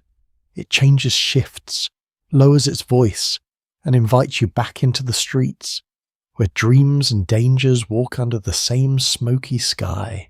You step back into the street as night gathers itself slowly over London, not by making the city quiet, but by changing the colour of its restlessness. Gas lamps glow through damp air, each flame surrounded by a small trembling halo. Shop windows shine briefly before shutters close. Taverns brighten. Theatre doors spill warm light onto the pavement. Wheels still move, but their sound seems sharper now, echoing against walls. Footsteps become more noticeable. Voices carry farther. The city does not sleep. It merely lowers some curtains and raises others. The air has cooled. Smoke settles closer to the ground, mixing with fog and the greasy breath of the lamps. Your coat gathers damp at the shoulders. The pavement reflects light in broken streaks where rain or spilled water has slicked the stone. A cab rattles past, its horse tired, its driver hunched under a coat. A woman hurries with a parcel tucked beneath her shawl. Two men stand outside a public house laughing too loudly, one steadying the other by the elbow. London at night is softer in places, harsher in others, and very rarely interested in your bedtime routine. One practical feature of mid-19th century London is that gaslighting had transformed many main streets, theatres, shops, and public spaces, making evening movement and commerce more possible than in earlier generations. Yet lighting was uneven. Major roads and wealthier districts could glow with relative confidence, while courts, alleys, yards, and poorer lanes remained dim, shadowed, or dependent on weak lamps, candles, and household fires. Night in London is therefore not one condition. It is a map of brightness and neglect. You pass beneath a lamp where insects flutter around the glass. The flame makes faces appear suddenly and then vanish. A constable walks his beat, boots steady, cape dark, eyes moving over doorways, corners, and small groups of people who may be harmless, troublesome, lost, drunk, desperate, or merely cold. Earlier, you saw how the police made some people feel safer and others watched. At night, that double feeling deepens. A constable may be welcome on a lonely street, unwelcome near an illegal transaction, and completely irrelevant to a hungry child looking for somewhere warm. A tavern door opens, releasing heat, beer, tobacco smoke, laughter, argument, and the sweet sour smell of spilled drink. Inside, men lean at counters, women sit at tables, and talk rises in waves. Some have come after work because the room is warmer than home. Some come for companionship, some for oblivion, some because payday has briefly made them bold, some because disappointment has made them careless. The public house is social centre, danger, refuge, temptation and newsroom all at once. Victorian reformers often saw only moral collapse through its windows. The people inside may also see firelight. A detail easily missed is the importance of night workers who kept the city functioning while others tried to sleep. Bakers prepared bread before dawn. Market workers moved goods in darkness. Railway staff, cab drivers, watchmen, printers, river workers, scavengers, nurses, domestic servants, police, and many others worked hours that blurred the boundary between day and night. Even sleep depended on labour elsewhere. While one family lay under blankets, someone was hauling flour, lighting lamps, tending fires, guarding warehouses, or carrying messages through mist. You walk toward a theatre district, where posters glow beneath lamps and the pavement grows lively again. Carriages arrive, better-dressed patrons step down, careful of hems and shoes. Boys sell playbills. Women with shawls move through the crowd. A doorman calls, somewhere inside. An orchestra tunes. That soft confusion before performance becomes order.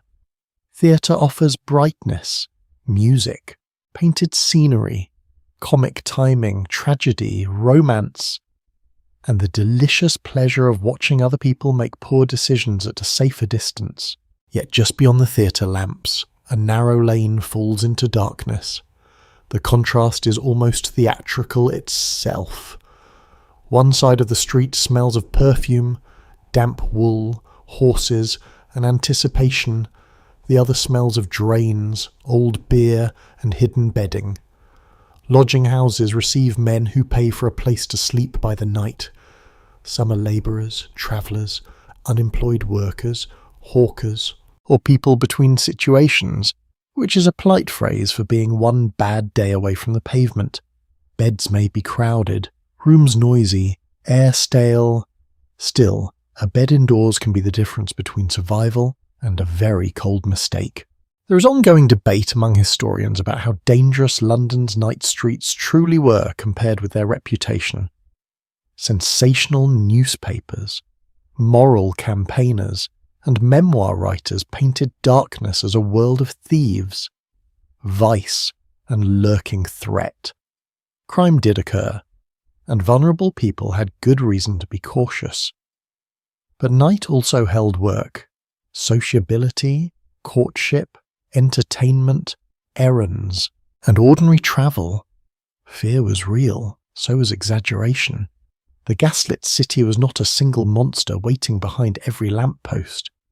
Though it did occasionally behave like one for effect. You pass a cheap coffee stall set up near a corner, steam rising into the damp air. A few night workers gather for warmth, hands wrapped around cups. Coffee stalls could serve cabmen, labourers, newspaper workers, and others awake at odd hours. The drink is hot, affordable, and sometimes more respectable than alcohol, which reformers appreciated with the tired relief of people always searching for acceptable alternatives. A man blows across the surface of his cup, takes a sip, and closes his eyes briefly. That 1 second of warmth may be the kindest thing the hour offers him. Farther down, a woman waits in the shadow of a doorway. You do not need to make her story simple. Night streets include women selling sex, women waiting for work, women returning from service, women escaping violent homes, women carrying messages, women buying food, women searching for someone, and women simply trying to cross the city without being turned into a moral lesson. Victorian observers often flattened such figures into warnings. Real people had reasons, histories, choices, constraints, and names that the street rarely preserved. A bell rings in the distance. Perhaps church, perhaps clock, perhaps warning. Time feels different at night. In the crowded room, the family prepares for sleep by rearranging the same space again. Bedding is unfolded, clothes are shaken and hung, a child is lifted from a stool and guided toward a shared bed. The fire is banked as best it can be, because coal costs money and cold waits patiently. The father rubs his knees, the mother checks the door, the old woman coughs, then settles. In a middle-class house, night has its own ritual. Servants extinguish lamps, carry hot water, close shutters, cover fires, lock doors, check bolts, and finally climb to their own quarters. Upstairs, the family undresses with help if they can afford it, reads by lamp, says prayers, or speaks softly of tomorrow's obligations. Below stairs, the last servant to bed may feel the whole weight of the house finally go still. Silence in such a home is not natural, it is produced. You return once more to the street before the lamps burn lower. A newspaper office still shows light. Somewhere, presses may prepare morning editions. A baker's oven glows, a cab horse stamps, a drunk sings part of a song and forgets where the tune intended to go. A policeman turns at the corner. The river breathes beyond the warehouses. London at night is not asleep, but dreaming in fragments. Theatre music, tavern laughter, sick-room murmurs, printing presses, footsteps, prayers, and the low animal sounds of horses waiting in stables. You feel the day folding in on itself. Dawn's soot, the crowded room, the pump, breakfast, traffic, workshops, docks, servants, children, markets, river mud, police, charity, illness, schooling, leisure, clothing, supper. All of it remains present in the night. Nothing vanishes when the lamps are lit. It simply changes shape. Hunger becomes worry under blankets. Labour becomes aching limbs. Respectability becomes folded clothes on a chair. Fear becomes a checked bolt. Hope becomes the thought that tomorrow may offer work, food, a clear cough, a kinder employer, or at least no worse news. The fog thickens slightly, softening the far end of the street. Lights blur, voices lower, one by one, windows darken, though not all.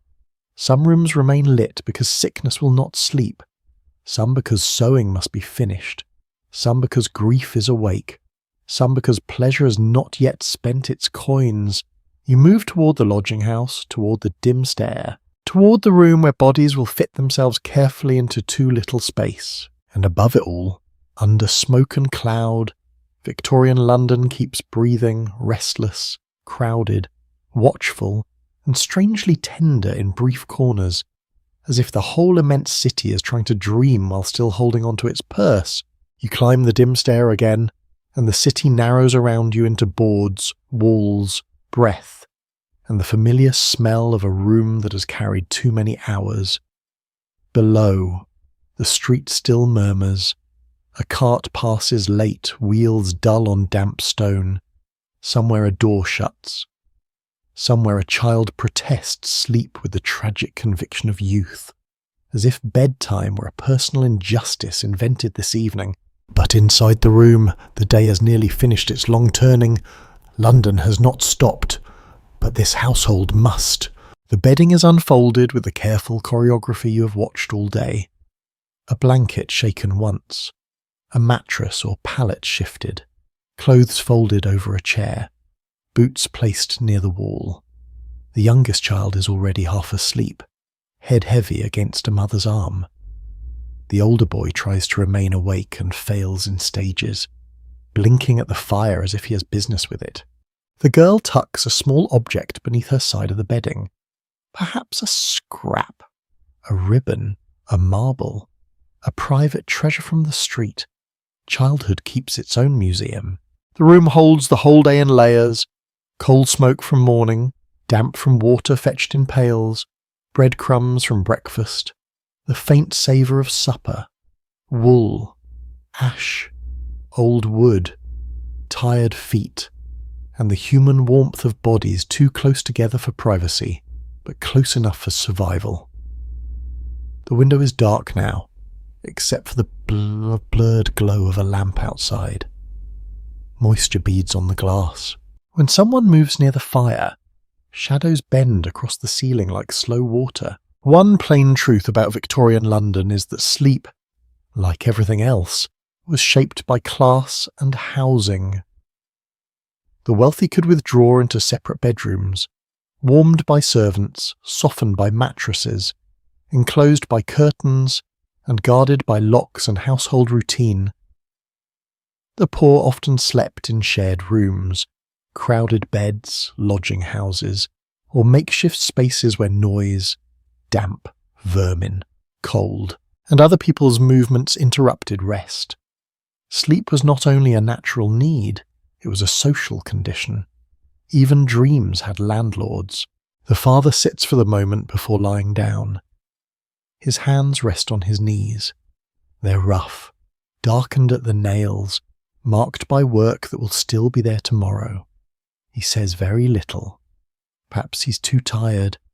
Perhaps he's listening to the room settle.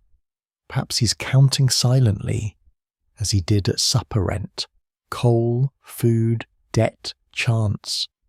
Poverty keeps accounts even in the quiet. It does not sleep early. The mother checks the door once more. Not dramatically, just a hand on the latch, a glance toward the passage, a habit born from city living. She banks the fire so it will last as long as possible without wasting fuel. The red glow sinks beneath ash. A small warmth remains. It is not enough to fill the room, but enough to suggest that night has not entirely won. She lies down last, because someone usually does, and because the person who holds the day together is often the one who releases it most slowly. A small and rather tender oddity of urban nightlife is how many sounds people learn to identify without rising the policeman's step. The late cab, the cry of a cellar, the cough of a neighbour, the drunken song from a corner, the bell of a nearby church, the creak of a stair, the shift of a horse in a stable yard. In a crowded city, the night speaks in familiar codes, some sounds warn, some comfort, some simply confirm that the world is continuing whether or not anyone has granted permission. You listen with them. The room quiets, but not completely. A child breathes through a stuffy nose. The older woman coughs once, then again, then finds rest. Someone turns under the blanket, careful not to steal warmth. From the floor above comes a murmur, then silence. From the street comes laughter, fading. The city is full of rooms like this, each folding bodies into whatever space they have, each carrying a different mixture of fatigue, affection, worry, resentment, hope, and the simple animal need to close the eyes. There is still scholarly disagreement about how to describe ordinary Victorian London life without flattening it into misery or polishing it into nostalgia. Some accounts focus on suffering, and rightly so, because overcrowding, disease, child labour, insecure wages, pollution, and hunger were not atmospheric details. They were real pressures on real bodies. Others emphasise resilience, humour, skill, family life, neighbourly help, ambition, pleasure, and the pride people took in managing hard conditions. Both views are needed. To see only hardship is to miss the people. To see only resilience is to excuse the hardship. You remember the whole day now as if it has gathered in the dim corners. Dawn over sooty streets.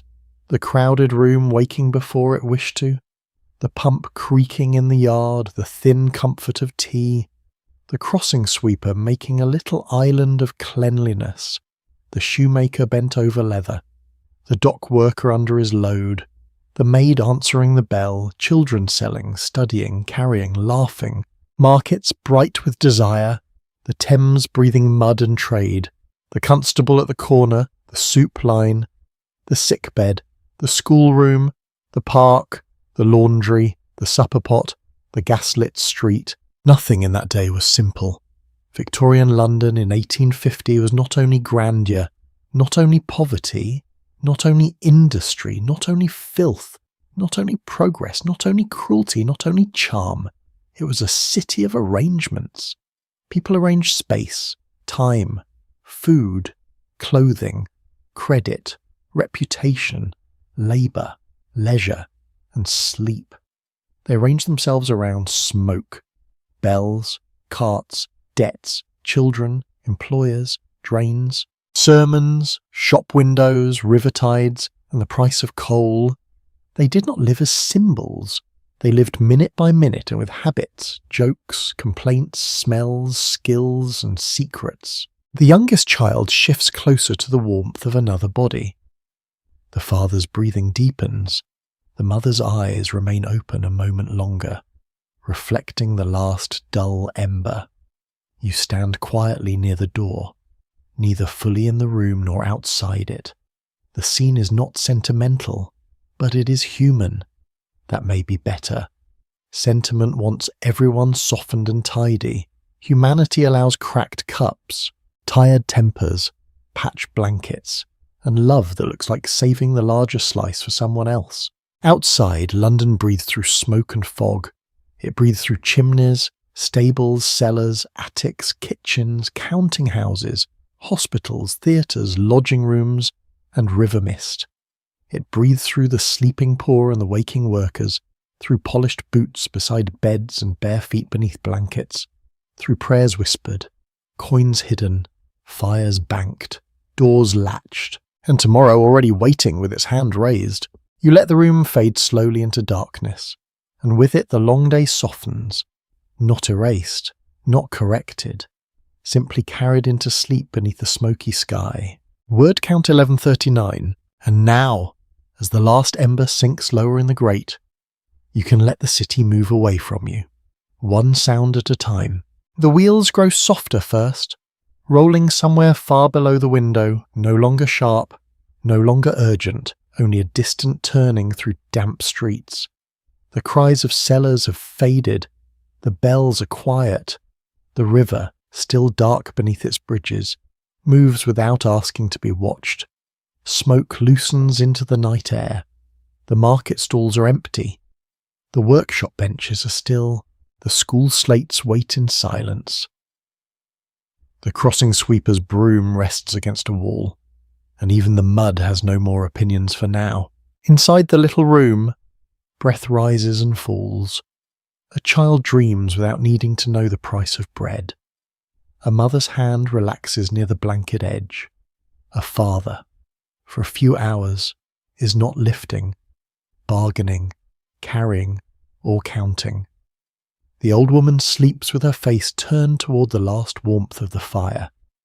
The city has not become easy, and morning will bring its smoke, water, wages, hunger, bells and footsteps again, but not yet. For now, London is only a dim outline beneath a low sky. Rooftops blur, chimneys stand like quiet sentries. Gas lamps glow faintly in the mist, each one smaller than before. The great restless city folds itself into shadow, holding millions of dreams, worries, memories, and small hopes under one smoky blanket. And you can leave it there, breathing slowly. You've walked its streets, crossed its mud, tasted its thin tea, listened to its bells, and stood beside its tired beds. Nothing more is needed tonight. Let the cobbles fade, let the river drift, let the lamps blur. Sleep can come gently now, soft as ash, quiet as fog, and kind as a hand drawing the blanket close. Sweet dreams.